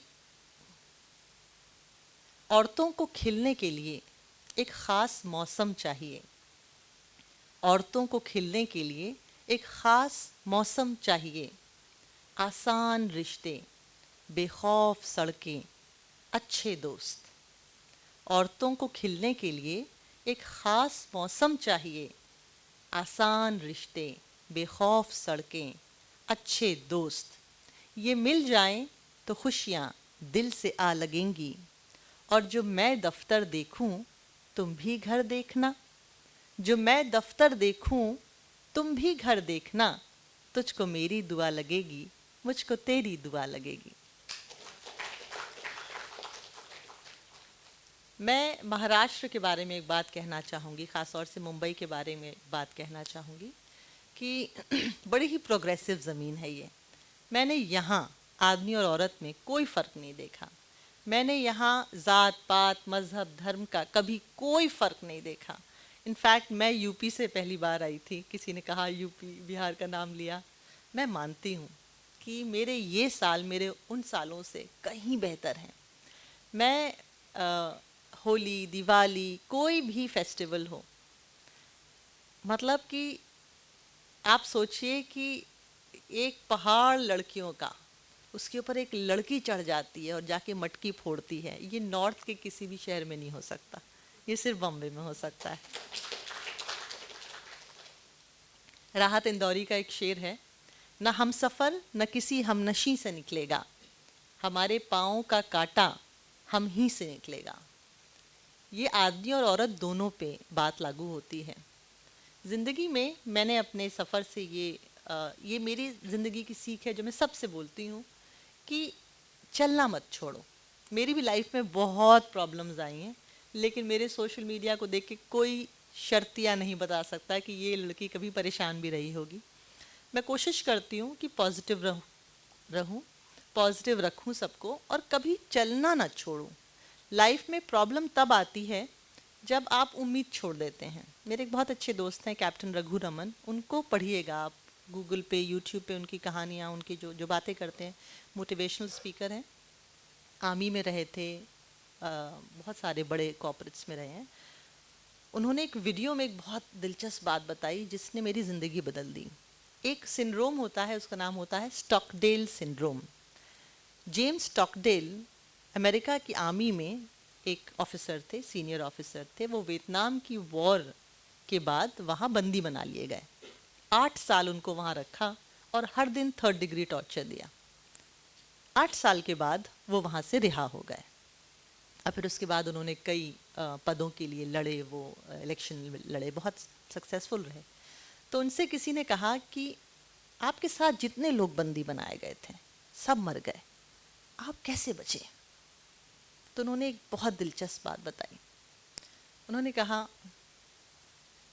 कि मेरे साथ जो लोग बंदी बनाए गए थे और जो नहीं बचे, वो इसलिए नहीं बचे क्योंकि उन्होंने अपने आप से ये कहा कि हम तो अमेरिकन्स हैं, देख लेना क्रिसमस तक हम यहाँ से बाहर हो जाएंगे। क्रिसमस आया और क्रिसमस चला गया। फिर उन्होंने कहा अरे ईस्टर तक हम यहाँ से वापस चले जाएंगे। फिर ईस्टर आया और ईस्टर चला गया। फिर उन्होंने कहा हम गुड फ्राइडे तक यहाँ से बाहर हो जाएंगे। गुड फ्राइडे आया और गुड फ्राइडे चला गया। Ultimately they died of a broken heart. वो नाउम्मीदी से मर गए। इसलिए ज़िंदगी में कभी भी नाउम्मीद मत होइए। अपनी एक आँख अपने प्रेजेंट पर रखिए और अपनी दूसरी आँख अपने जहन में अपने future per. You should know that in the end you will prevail. It might take a few years, it might take a few decades, but ultimately you will get there. At the same time, I would say that life की छोटी छोटी चीज़ें enjoy करना कभी मत भूलिए। मैं एक बहुत हेक्टिक करियर में हूँ। मेरा आम तौर पर हर दिन 10 घंटे जाता ही है काम में, लेकिन मैंने 2 साल पहले अपने बचपन का जो पैशन था वो फिर से शुरू किया, और वो है बाइकिंग। मुसाफिर नाम के एक ग्रुप का मैं हिस्सा हूँ। हम लोग 2 घंटे 3 घंटे 4 घंटे 5 घंटे की दूरी के इलाकों में जाके वापस आ जाते हैं, सिर्फ बाइकिंग के शौक़ के लिए। मैं लिखती हूँ अपनी पोइट्री उर्दू, हिंदी, इंग्लिश में, अब मराठी में भी कोशिश करूँगी लिखने की, और वो 20 साल से कर रही हूँ। एक किताब पे काम कर रही हूँ, 6 महीना 1 साल में शायद हो जाएगी। और उसके अलावा सूफ़ी कथक फिर से सीख रही हूँ अपने घर में, ताकि मैं डांस परफॉर्मेंसेस दे सकूं, क्योंकि मुझे डांस करना बहुत अच्छा लगता है। आप भी अपनी ज़िंदगी में अपने हार्ड साइड, टफ साइड और अपनी सॉफ्ट साइड में बहुत अच्छा बैलेंस बना के चलिए, क्योंकि ज़िंदगी में हम कहीं पहुंचने के लिए दौड़ तो रहे हैं, लेकिन अपने आज को एंजॉय करना बहुत ज़्यादा ज़रूरी है। इस बात का ख्याल रखिएगा। और आज मुझे रवि ने, मनोज ने यहाँ बुलाया, मुझे बहुत अच्छा लगा, क्योंकि इतनी अच्छी बातें, मैं बहुत सारी चीज़ें आपकी कैच नहीं कर पाई, लेकिन मुझे ये पता है कि आप लोग विनर्स हैं लाइफ में। एक तो मराठी हैं, मराठी औरतें वैसे भी बहुत स्ट्रांग होती हैं बहुत स्ट्रांग होती हैं, बहुत मेहनती होती हैं। ये शायद एक बायस मेरे दिल में भी है कि मैं मराठियों के साथ काम करने में ज़्यादा मज़े आते हैं मुझे, क्योंकि वक्त पे आना, काम की तरफ 100% तवज्जो, अटेंशन, निष्ठा, ये बहुत कुछ तो शायद हम जो ये दौड़ने का, जो हमारी ज़िंदगी जो है ना, हम दौड़ रहे हैं और बिना कंप्लेंट किए हुए, ये इस सिटी में, इस राज्य में वो आ जाता है। आपको एक शौक़ हो जाता है कि नहीं ठीक है, सब कुछ बहुत बढ़िया है, वड़ा पाव खाओ और मज़े करो। बहुत शुक्रिया। मेरे 20 साल बहुत प्यारे बीते हैं और आगे भी मैं यहीं रहूँगी। मैंने इस शहर में 24 साल की थी जब मैंने अपना घर ख़रीद लिया था, और कई जगहें ऐसी हैं जहाँ पे थोड़ा बहुत परेशानी होती है लड़कियों को घर ख़रीदने में, अकेले रहने में, प्रोफेशनल लाइव्स बिताने में। इस शहर में कभी मुझे कोई परेशानी नहीं। तो जय हिंद, जय महाराष्ट्र। धन्यवाद आतिका जी, आपने जो इतने अच्छे अल्फाजों में महिलाओं को डिस्क्राइब किया है, मुझे ऐसे लगता है की इसके ऊपर कुछ कहा ही नहीं जा सकता. Thank you so much. आता आपण वळूया एका वेगळ्या व्यक्तिमत्वाकडे. त्यांचं नाव आहे राही भिडे. खरं तर पत्रकारितेचं क्षेत्र म्हटलं की महिलांनी त्यामध्ये असणं तसं काही नवीन नाही, पण राजकीय पत्रकारितेमध्ये अजूनही म्हणावं तसं महिलांना प्रतिनिधित्व मिळालेलं नाही आहे. असं असताना आपली अख्खी कारकीर्द या राजकीय पत्रकारितेला वाहून घेणं हे दिसतं तितकं सोपं नाही आहे. कसा होता त्यांचा हा प्रवास आणि यामध्ये त्यांचा संघर्ष नक्की कसा केला हेच सांगतायत राही भिडे. या त्यांना मी आमंत्रित करते स्टेजवर. आज बुद्ध पौर्णिमेच्या मी सगळ्यांना शुभेच्छा देते. आणि आम्हाला जे सत्कार करताना दिलं त्याच्यामध्ये ते बुद्धाचं पुस्तक आम्हाला दिले, हे रवीचं डोकं आहे हे मला माहिती. त्यामुळे तर आणि ते इतकं समयोचित आहे की आज आपण इथे स्त्री पुरुष समानतेच्याच गोष्टी करतोय खरं तर. आणि स्त्री पुरुष समानतेचा उद्गाता जर जगामधला, जगाच्या इतिहासातला कोण असेल तर तो गौतम बुद्ध आहे. आणि गौतम बुद्धाने त्या काळामध्ये भिक्खू संघाबरोबर भिक्खुनी संघाची स्थापना केलेली आहे. आणि त्यामुळे स्त्री पुरुष समानतेचा तो बुद्ध, तो त्यावेळच्या समाजाच्या पचनी पडला नव्हता. कारण त्यांनी जेव्हा सुरू केलं बुद्ध भिक्खू संघ आणि भिक्खुनी संघ, तर तो समाजाच्या पचनी पडला नव्हता त्यावेळेला. त्या बुद्धाला कुणी समजूनच घेतलं नव्हतं. पण नंतरच्या काळात त्याचंच तत्त्वज्ञान आता जगाला शांतीचा संदेश देत आहे. ठीक आहे, तो भाग झाला. पण पत्रकारितेच्या क्षेत्राचं जर म्हटलं आणि राजकीय पत्रकारितेचं, तर खरं म्हणजे तसं अवघडच म्हणायला पाहिजे. पण मी त्या दृष्टिकोनातून बरीच म्हणजे सुदैवी म्हणायला पाहिजे. कारण मी पत्रकारितेची सुरुवातच मुळी माझी राजकीय पत्रकारितेपासून झालेली आहे.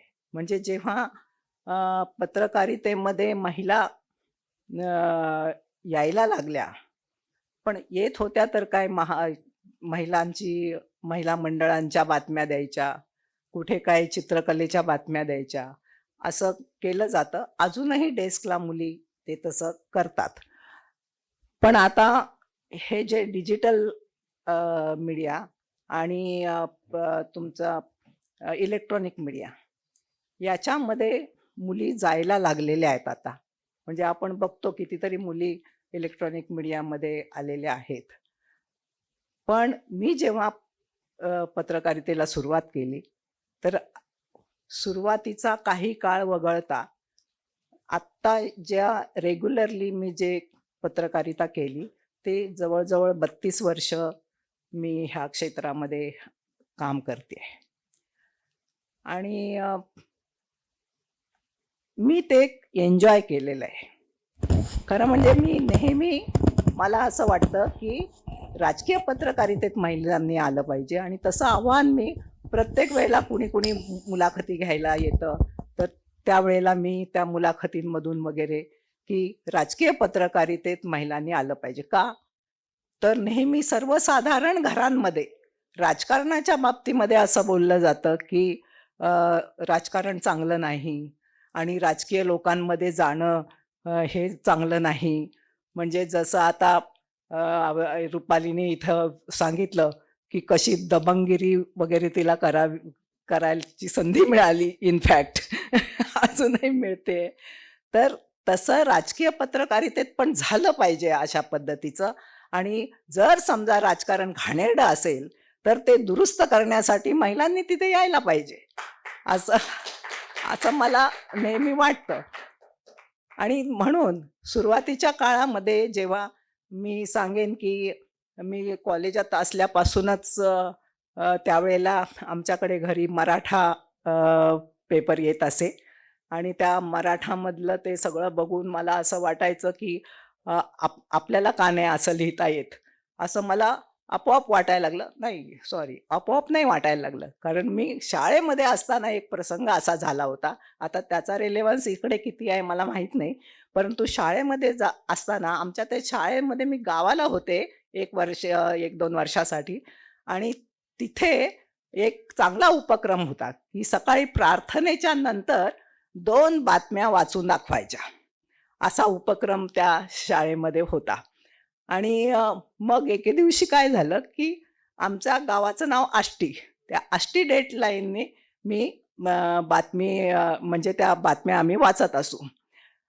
मग बाहेरच्या मुंबईच्या बातम्या, संबंध महाराष्ट्रातल्या बातम्या आणि आम्ही जनरली बातम्या, कुणाचा खून केला, कोण कुठेतरी जाऊन विहिरीत पडलं, अशा पद्धतीच्या त्यावेळेला बातम्या जास्त असायच्या वर्तमानपत्रातनं सुद्धा. तर असं झालं की एकदा आमच्या घराच्या जवळच पहाटे 3 वाजता एक अचानक गुराच्या गोठ्यातून ओरडायला लागले सगळी गुरं. आणि काय झालं म्हणून सगळं गाव जमा झालं बघायला.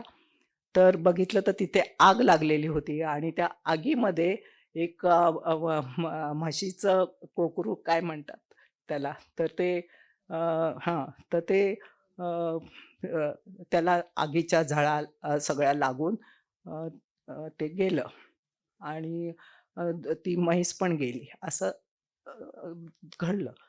आणि मला एकदम क्लिक झालं की उद्या माझ्या बहिणीचा टर्न आहे बातमी वाचायचा. आपण हेच बातमी सांगूया आष्टी डेडलाईनने. म्हणजे तिथे मुंबई डेडलाईननी, पुणे डेडलाईननी बातम्या असायच्या, तसं आपण आष्टी टाकूया. आणि मग मी आष्टी डेडलाईननी तेवढ्या पहाटे इथे असं असं झालेलं आहे आणि वाड्याला आग लागली अचानक आणि मग त्याच्यामध्ये असं असं झालं, असं मी बातमी लिहिली. आणि माझ्या बहिणीला सांगितलं, तुझं टर्न आहे ना, ती काढली, तिकडे दुसऱ्या दिवशी पेपर यायचे, तर ती बातमी तू ती देऊ नको, आता ही बातमी दे, ताजी बातमी असणार आहे आष्टी डेडलाईननी. तर तो एक प्रसंग घडला होता की मला नाही वाटत की कुणी पहाटे 3 वाजता हे झालंय. ते माझ्या शाळेने मला शिकवलं, कारण शाळेने बातम्या वाचायचा उपक्रम सुरू ठेवला होता. मला अजून आठवतंय की पद्मा देशपांडे म्हणून आमच्या मुख्याध्यापिका होत्या, त्यांनी ते केलं होतं. तर मग त्याच्यानंतर मला सारखं असं वाटायचं, मुंबईत कॉलेजात असताना सुद्धा असं वाटायचं की आपण बातमी दिली पाहिजे, काहीतरी लिहिलं पाहिजे. आणि जेव्हा मराठा आमच्याकडे येत होता तर मला सारखं वाटायचं की मराठामध्ये आपण का नाही लिहू शकत. आणि मग मी मराठामध्ये एक पहिला लेख पाठवला असाच आजच्या बुद्ध पौर्णिमेला. आणि त्याच्यात बुद्ध भिक्खुनीबद्दलचा लेख मी लिहिला होता की कशा बुद्ध भिक्खुनी काम करतात वगैरे. तर ते लिहिलं होतं.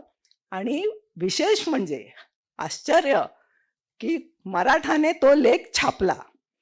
2 नंबर पानावरती तो लेख छापला आणि मला खरोखर त्या तेवढ्याशा ह्याच्यातनं एवढं प्रोत्साहन मिळालं की मी मग असं ठरवून टाकलं की आपलं पुढचं प्रोफेशन हेच असणार म्हणून. आपण इतर जे लोक जसे बातम्या लिहितात आपल्याला पण आलं पाहिजे लिहायला. बाकीचे लोक लेख लिहितात, आपल्याला पण लेख लिहिता आला पाहिजे. कारण आणि आता तो येणारच, कारण आपला ऑलरेडी एक प्रसिद्ध झालेला आहे असं वाटलं. आणि मग मी ते लिखाण आणि पत्रकारितेच्या अनुषंगानेच मी काम सुरू केलं. सर्वप्रथम मी अर्थात त्यावेळेला मराठी हे असं मराठी मीडियम नव्हतं कॉलेजांमध्ये मुंबईला, इंग्लिशच मीडियमचं कॉलेज असायचं. तर एस बी कोळपे एक्झिक्युटिव्ह एडिटर होते फ्री प्रेस जर्नलचे आणि मधु शेटे त्यांच्यासोबत होते. ते सुद्धा याच्यात होते, नगरसेवक म्हणून निवडून सुद्धा आलेले होते ते. तर अशा पद्धतीने त्या पण ते कम्युनिस्ट होते, कट्टर कम्युनिस्ट होते. आणि ते सगळं स्त्री पुरुष समानता वगैरे हे सगळ्या गोष्टीवरती लेख लिहायचे. क्लॅरिटी नावाचं न्यूजमन्स न्यूज विकली त्यांनी सुरू केलं होतं आणि त्यांनी आपल्या नोकऱ्या सोडून दिल्या होत्या आणि इलेक्शन पण जवळ येत होतं. आणि त्याच्यामध्ये त्यांनी मला यूथ कॉलम लिहायला सांगितला होता. म्हणजे माझी रेग्युलर पत्रकारितेची सुरुवात जी झाली ती त्या यूथ कॉलमपासून झाली. आणि यूथ कॉलममध्ये काय लिहायचं म्हणजे मी सुरुवातीला अगदी बाळबोत काही लिहायची. तर मग ते मधु शेटे होते, ते मला म्हणाले की असं नाही लिहायचं, की आता तू आपला समाज डोळ्यासमोर ठेव, आपल्या समाजामध्ये काय बदल झालेला आहे आणि तरुणांमध्ये काय बदल झालेला आहे तो त्याच्यात यायला पाहिजे. मग तरुणांमध्ये बदल काय झालेला आहे फारच इंटरेस्टिंग होतं. इंटरेस्टिंग काय होतं तर डिस्कोथेकला मुलं जायला लागली. मध्यम वर्गातली मुलं ही डिस्कोथेकला जायला लागली. डिस्कोला जायची, तिकडे ते ढॅन म्युझिकमध्ये डान्स करायला लागली. म्हणजे सगळं सामाजिक परिवर्तन त्यावेळेला असं व्हायला लागलं होतं की म्हणजे हा समाज चाललाय तरी कुठे असं वाटावं कुणाला. असं त्यावेळेला साधारण म्हणजे मध्यमवर्गीय, उच्च मध्यमवर्गीय अशी लोक, आता गरीब जे होते त्यांचे तर भाकरीचेच प्रश्न असायचे, तो प्रश्न वेगळा. परंतु मध्यम वर्ग जो आहे तो मध्यम वर्गामध्ये खूप हिपोक्रेसी. ही मध्यम वर्गातली मुलं डिस्कोला जाणार, कॉलेजच्या कठड्यावरती बसून सिगरेटी पिणार आणि सेंट झेवियर सारखं कॉलेज, तिथल्या मुलीसुद्धा सिगरेटी पिणार, असलं ते स्थित्यंतर त्यावेळेला सुरू झालं होतं. आणि त्यावेळेला माझा यूथ कॉलम मी क्लॅरिटीमध्ये लिहित असे आणि त्याच्यामध्ये हे सगळं लिहायचे. तर आता मला अजूनही आठवतं की एकदा काय झालं, म्हणजे मग क्लॅरिटीला 1 वर्ष पूर्ण झालं, वर्धापन दिन होता. त्यांनी मला आर्टिकल द्यायला सांगितलं वर्धापन दिनाच्या अंकामध्ये. मग मी त्याच्यामध्ये middle class morality and free sex हे आर्टिकल लिहिलं. आणि ते एवढं मोठं आर्टिकल लिहिलं आतापर्यंतच्या सगळ्या घटनांचा आढावा घेत की मिडल क्लासमध्ये कसं परिवर्तन घडतंय आणि आपण चाललोय कुठे. म्हणजे आपलं सगळी संस्कृती आणि सगळ्या सांस्कृतिक संकेत धाब्यावर बसवून आपण हे अशा पद्धतीने आपली मुलं वागायला लागलेली आहेत असं मी ते दिलं होतं.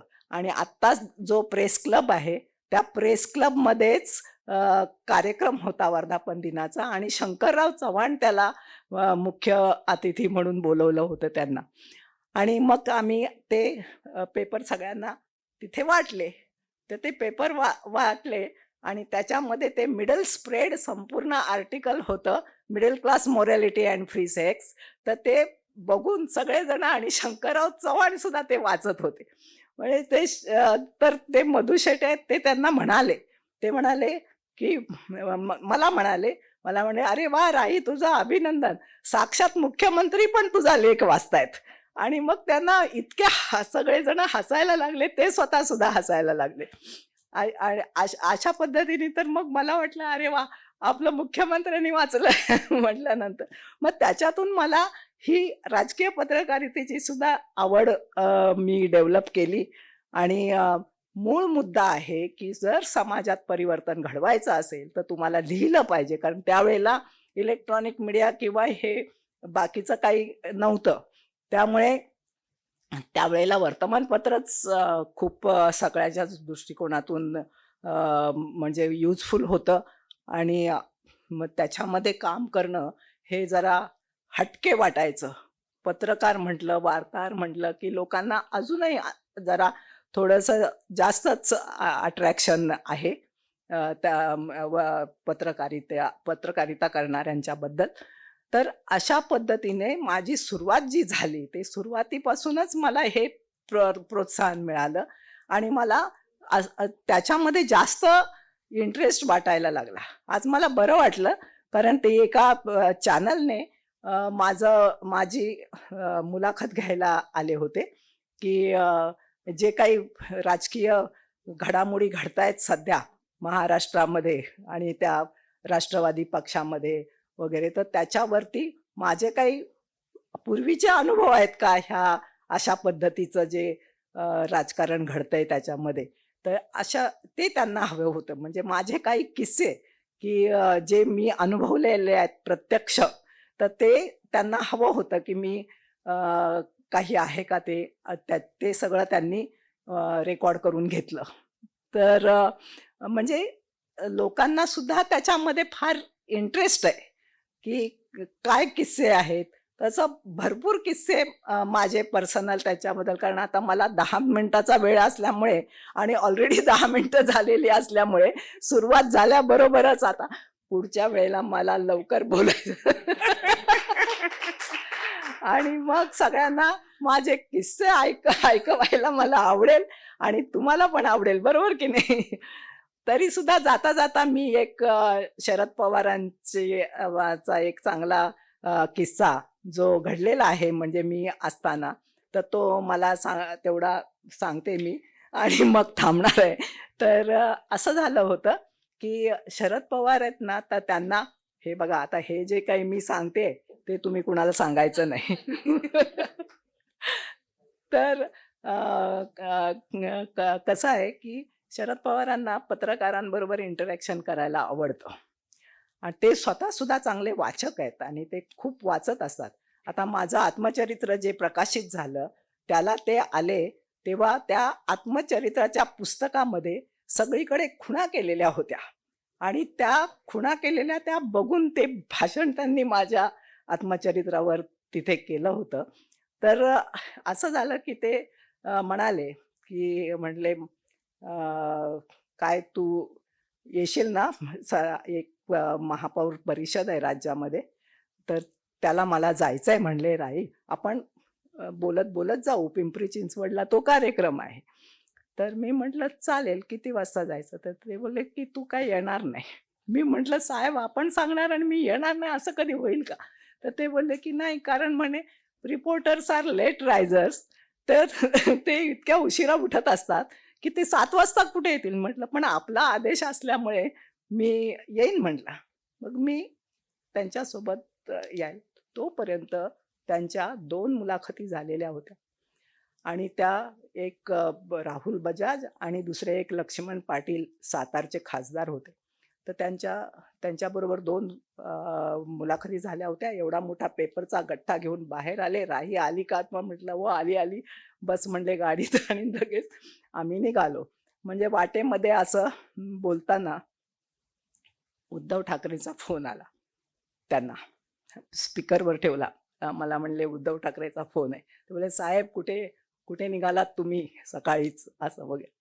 तर ते बोलले काय की "मी पिंपरी चिंचवडला कार्यक्रमाला चाललोय. ठीक आहे तुम्ही जा, पण मी तुमच्या पाठीशी आहे. हां, घाबरू नका अजिबात. असं म्हणले. ते गजानन महाराजचं आहे ना, भिवू नकोस मी तुझ्या पाठीशी आहे. तर असंच असं ते उद्धव ठाकरे त्यांना म्हणाले. तर ते म्हणले वा, म्हणजे आता तू आहेस मग काय बघायलाच नको माझ्या पाठीशी, असं वगैरे काहीतरी जुजबी बोलले. मग आम्हाला लेफ्टला जायचं होतं आणि उद्धव ठाकरेंना सरळ जायचं होतं. तर आम्ही मग स्लो झालो आणि मग आम्हाला लेफ्टला जायचं होतं म्हणून. मग साहेबांनी लगेच उद्धवला फोन केला आणि सांगितलं की उद्धव भिवू नकोस मी तुझ्या पाठीशी आहे.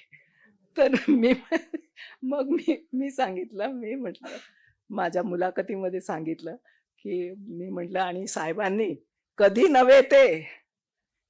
नव्हे ते त्यांनी हे खरं करून दाखवलं आणि उद्धवच्या मागे राहून उद्धवला तिथे मुख्यमंत्री केलं, नाहीतर इम्पॉसिबल होतं. हे मी अधिकारवाणीने सांगू शकते, इम्पॉसिबल होतं. तर ते मुख्यमंत्री होता आलं. तर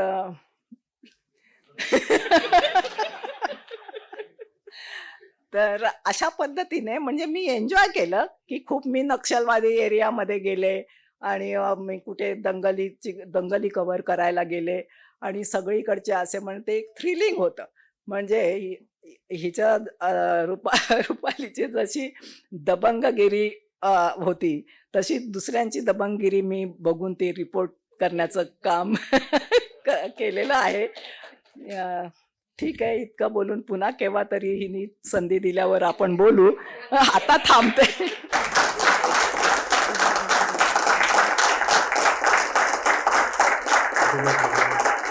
संधी देण्यासाठीच खरं तर मॅक्स वुमन हे प्लॅटफॉर्म आहेत. अशा विविध क्षेत्रात नेतृत्व करणाऱ्या आणि उभरतं नेतृत्व असणाऱ्या अनेक महिलांना आपण आत्ताच ऐकलं आणि इथून पुढेही मॅक्स वुमन या प्लॅटफॉर्मद्वारे आपण ऐकतच राहणार आहोत. पण हे प्लॅटफॉर्म उभं राहणं किंवा अशा पद्धतीचे कार्यक्रम करणं यासाठी आपल्याला अनेकदा सहकार्याचीही आवश्यकता असते. आत्ताच आपला हा जो कॉन्क्लेव्ह सुरू आहे, या कॉन्क्लेव्हला सहकार्य करणारे महाचायचे संस्थापक प्रदीप कुलकर्णी यांना मी स्टेजवर निमंत्रित करते. त्यांना स्टेजवर निमंत्रित करण्याचं खास कारण असं आहे की एखाद्या उद्योगामध्ये असतानाही महिला सक्षमीकरणासाठी कशा पद्धतीनं काम करता येऊ शकतं याचं उदाहरण त्यांनी महाचाय याद्वारे दिलेलं आहे. तर सर, आपण व्यासपीठावर यावं आणि 2च मिनिटात आपलं मनोगत व्यक्त करावं अशी मी विनंती करते. विमेन कॉन्क्लेव्हमध्ये पाहायला गेलं तर मला बोलायला मिळणं ही माझ्यासाठी खूप मोठी संधीच म्हणता येईल. आणि जे दिग्गज लोक एवढ्या महिला आहेत त्यामध्ये मला 2 मिनिटाची गव्हाण संधी मिळाली ही माझ्यासाठी खूप मोठी. सर्वांचे मी धन्यवाद मानतो. आणि या ठिकाणी मी जरी उभा राहिला असेल तर माझ्या कंपनीच्या दोन्ही पण महिला डायरेक्टरच आहेत. म्हणजे मी as a MD and CEO म्हणून काम करतो. तर त्याच महिलांनी मला या ठिकाणी उभा केलेला आहे. नक्कीच मला जर या ठिकाणी महिलांनी ॲज अ मॅनेजिंग डायरेक्टर म्हणून नियुक्त केलं असेल तर तुम्ही समजू शकता की मला ह्या वेगवेगळ्या कॉन्क्लेव्हसाठी किंवा माझ्या संस्थेला अशा कामासाठी नक्कीच आनंद मिळेल. तुम्हाला सगळ्याला सांगायला मला आनंद वाटेल, महाचहा ही कोविडमध्ये स्थापन झालेली एक संस्था आहे आणि भारताला एक उत्तम चहा आणि चहासोबत महाराष्ट्रातले खाद्यपदार्थ पुरवण्यासाठी आम्ही ही संस्था स्थापन महिलांनी मिळून कोविडमध्ये केली. महिला किती चांगल्या असतात बघा. कोविडमध्ये मी एका ठिकाणी नोकरी करत असताना माझ्या वाईफनं मला असं म्हटलं की तुम्ही सध्या कोविडमध्ये पगार फुकटच घेताय, होतं ना, तर तुमचं याच्यासाठी काहीतरी डोनेशन तुम्ही केलं पाहिजे. तर मग काय करायचं, तर माझी वाईफ आणि आणखीन काही लोकांनी मिळून चहाची मोफत डिलिव्हरी चालू केली. आणि ही मोफत डिलिव्हरी चालू करत असताना चहाचा खप एवढा वाढला की माझी पगार 2 लाख रुपये आणि चहाचा खर्च 3 लाख व्हायला लागला. असं 2-4 महिने झाल्यानंतर मग त्यांनी ठरवलं की हा चहा सेल करायचा. आणि अशा पद्धतीनं महिलांनी उभारलेली ही संस्था भारतामध्ये आमचे 100 आउटलेट आहेत आणि वेगवेगळ्या 8 राज्यामध्ये आम्ही काम करतोय. तर असं म्हणता येतं की आपण म्हणतो ना की भला अगर हम करे तो उसका उलटा लाभ होता है. तो कोविडमध्ये बऱ्याचदा काही लोकांना चांगला प्रसंग आला, काहीला, पण अशा पद्धतीनं कोविडमधनं ही एक संस्था उभा राहिली आणि आज आम्ही वेगवेगळ्या 8 राज्यामध्ये काम करतोय. मुंबईमध्ये आहोत, रेल्वेमध्ये आहोत, मेट्रोमध्ये आहोत आणि सगळ्यात महत्त्वाचं आम्हाला सांगायला आवडेल की समृद्धी महामार्गावरती पहिलं चहाचं आणि स्नॅक्स आउटलेट हे महाचहाचं आहे आणि येणाऱ्या काळामध्ये आणखीन 4 ते 5 आउटलेटाचं आमचं काम चालू आहे. महाचहामध्ये आणखीन एक चांगली गोष्ट आहे की 80% महिला आहेत आणि त्या महिलांनी माझ्यासारख्या माणसाला या ठिकाणी कामाची संधी दिली, ही माझ्यासाठीच मोठेपणा आहे. त्यामुळे महिलांच्या कुठल्याही कार्यक्रमासाठी महाचहा जेवढी काही म्हणजे आमच्यासाठी ही ज्याला असं म्हणता येईल की एक मानाची गोष्ट आहे की अशा तुमच्या मॅक्स वुमेन कॉन्क्लेव्हसाठी आम्हाला तुम्ही संधी दिली, याबद्दल मॅक्स वुमेन्स महाराष्ट्र, रवी चव्हाण आणि सगळी टीमचे मी आभार व्यक्त करतो. एवढ्या सगळ्या दिग्गज महिलांसोबत आज आम्हाला बसता आलं, ही खरं तर आमची मानाची गोष्ट आहे. तर तुम्हाला सगळ्यांना महिलांना माझ्याकडनं एकदा सलाम, धन्यवाद. प्रदीप सर, तुम्ही स्टेजवरच थांबाल कारण आता आपण थोडंसं शेवटाकडे वळलेलो आहोत, पण याच्यात एक महत्त्वाचा भाग राहिला आहे आणि तो म्हणजे आपले पुरस्कार्थी जे आहेत त्यांना आपण पुरस्कार प्रदान करणार आहोत. त्यातलं सगळ्यात पहिलं नाव आहे ते म्हणजे ज्येष्ठ साहित्यिका डॉक्टर सुलभा कोरे यांचं. खरं तर उशीर झालेला जरी असला तरी मला असं वाटतं की येणाऱ्या काळामध्ये ज्या महिला आपल्या कार्यक्षेत्रात काही ना काही करतायत त्या सगळ्यांचं कौतुक करण्याचं काम आणि त्यांना ऊर्जा देण्याचं काम हे आपण सगळ्यांनी मिळून दिलं पाहिजे. जसं प्रदीप सर म्हटले तसंही मुळात स्त्री आणि पुरुष असे 2 वेगवेगळे भाग न करता ते एकमेकांना कशा पद्धतीनं सहकार्य करू शकतील आणि एक सुदृढ समाज तयार करू शकतील यासाठी मॅक्स वुमनची भूमिका जी आहे ती नेहमीच राहिलेली आहे. यामध्ये आपण सगळ्यात पहिला पुरस्कार देतोय ज्येष्ठ साहित्यिका डॉक्टर सुलभा कोरे. मी त्यांना निमंत्रित करते की त्यांनी स्टेजवर यावं. सर्वप्रथम मी मॅक्स वुमन आणि मॅक्स महाराष्ट्र आणि विशेषतः रवी चव्हाण यांचे आभार मानेन, कारण या पुरस्कारासाठी त्यांनी मला निवडलं. आणखीन आमचा एक छोटा जो माझ्याकडे येतो घरी कधी, तो गुरुप्रीत शिरकर यांचंही मी आभार मानेन.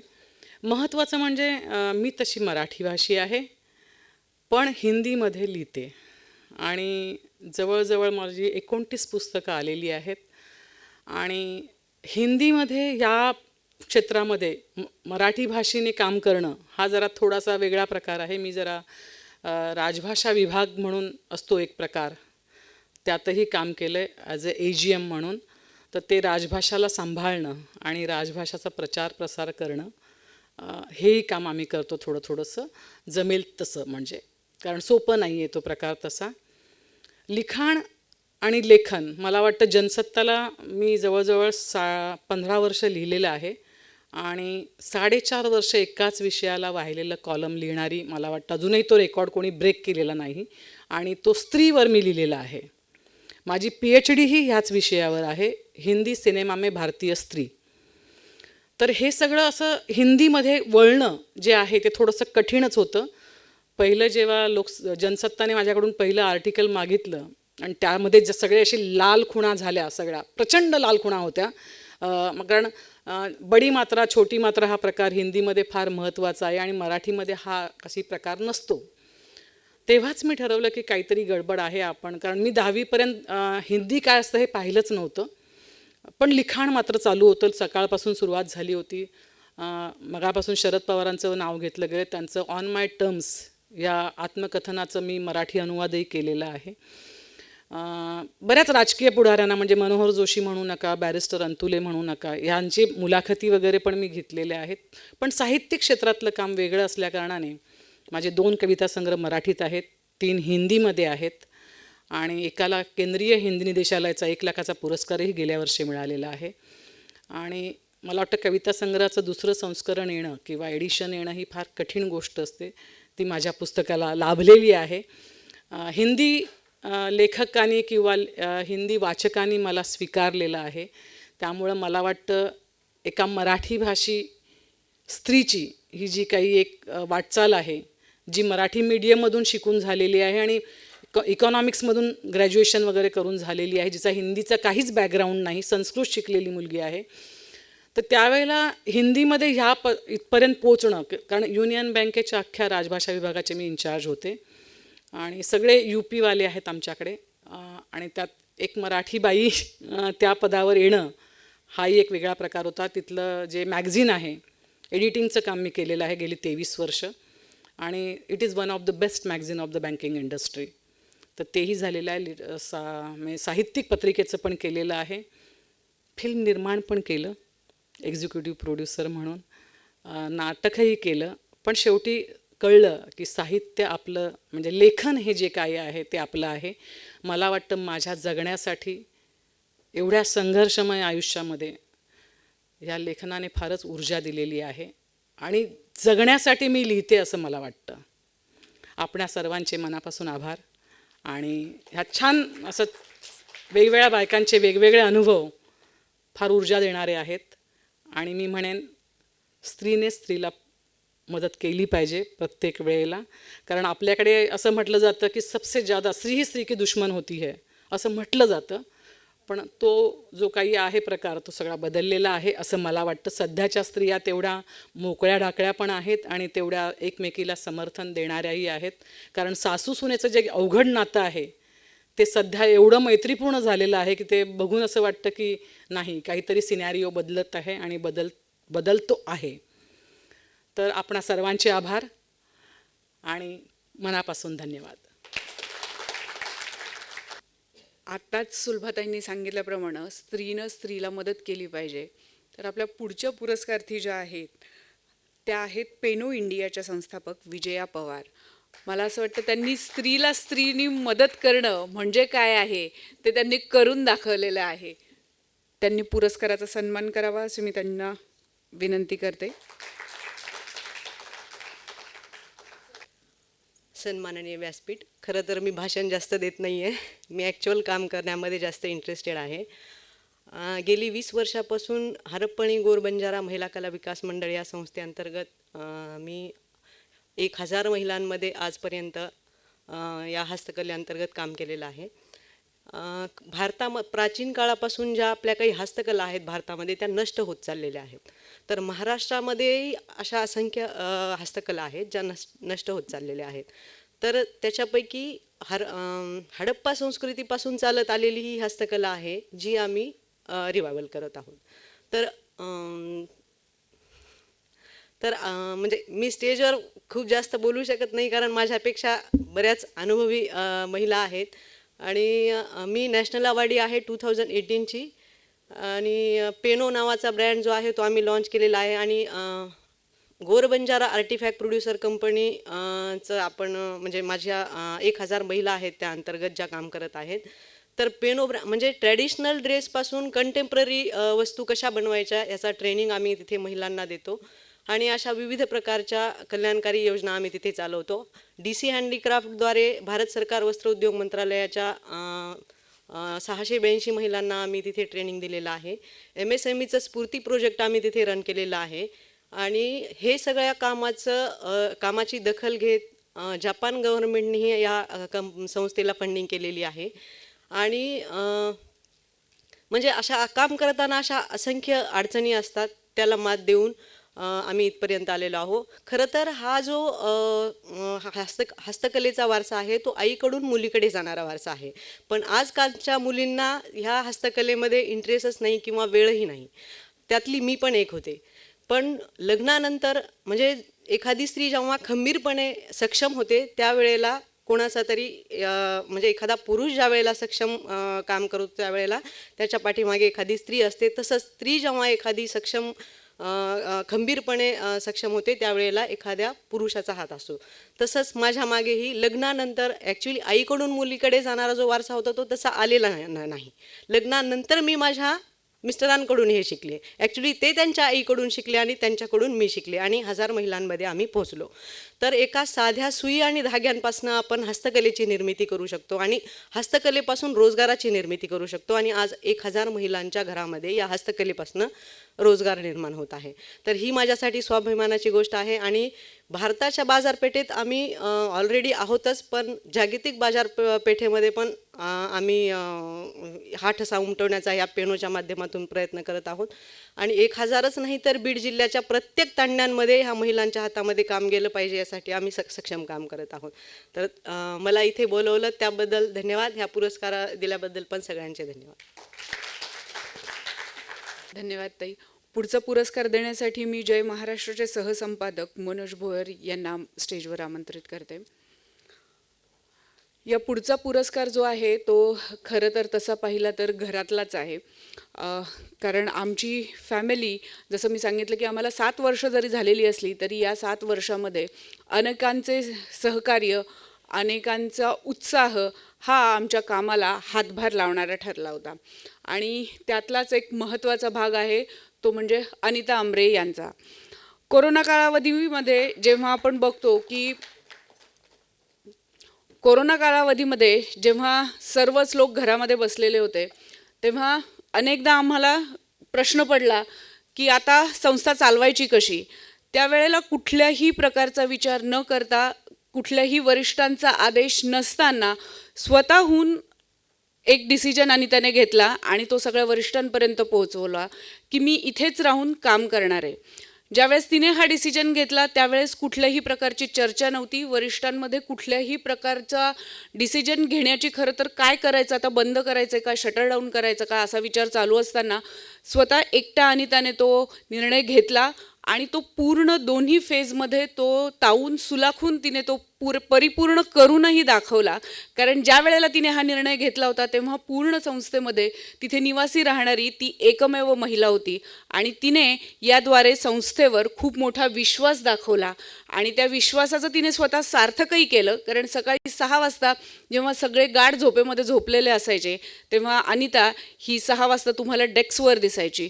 कुणाचाही आदेश नाही, कुणाचाही वरिष्ठांचा रोष नसायचा, तरी पण ती तिचं काम व्यवस्थित आणि चोखपणे पार पाडायची. कुठलाही निर्णय घ्यायचा असेल तर तो निर्णय घेण्यासाठी तुम्हाला किती अडथळे असतात आणि त्या अडथळ्यांचं तुम्ही कारण करता का असं खूपदा होतं.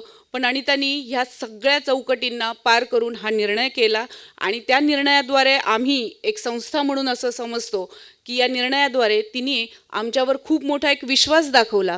ज्या गोष्टी सगळे भाषणामध्ये सांगतात त्या गोष्टी तिने पडद्याआडून पडद्यामागून केल्या आणि तिने हा निर्णय घेतला. याबद्दल मी आमच्या सगळ्या संस्थेतर्फे तिचे आभार मानते. थँक्यू अनिता.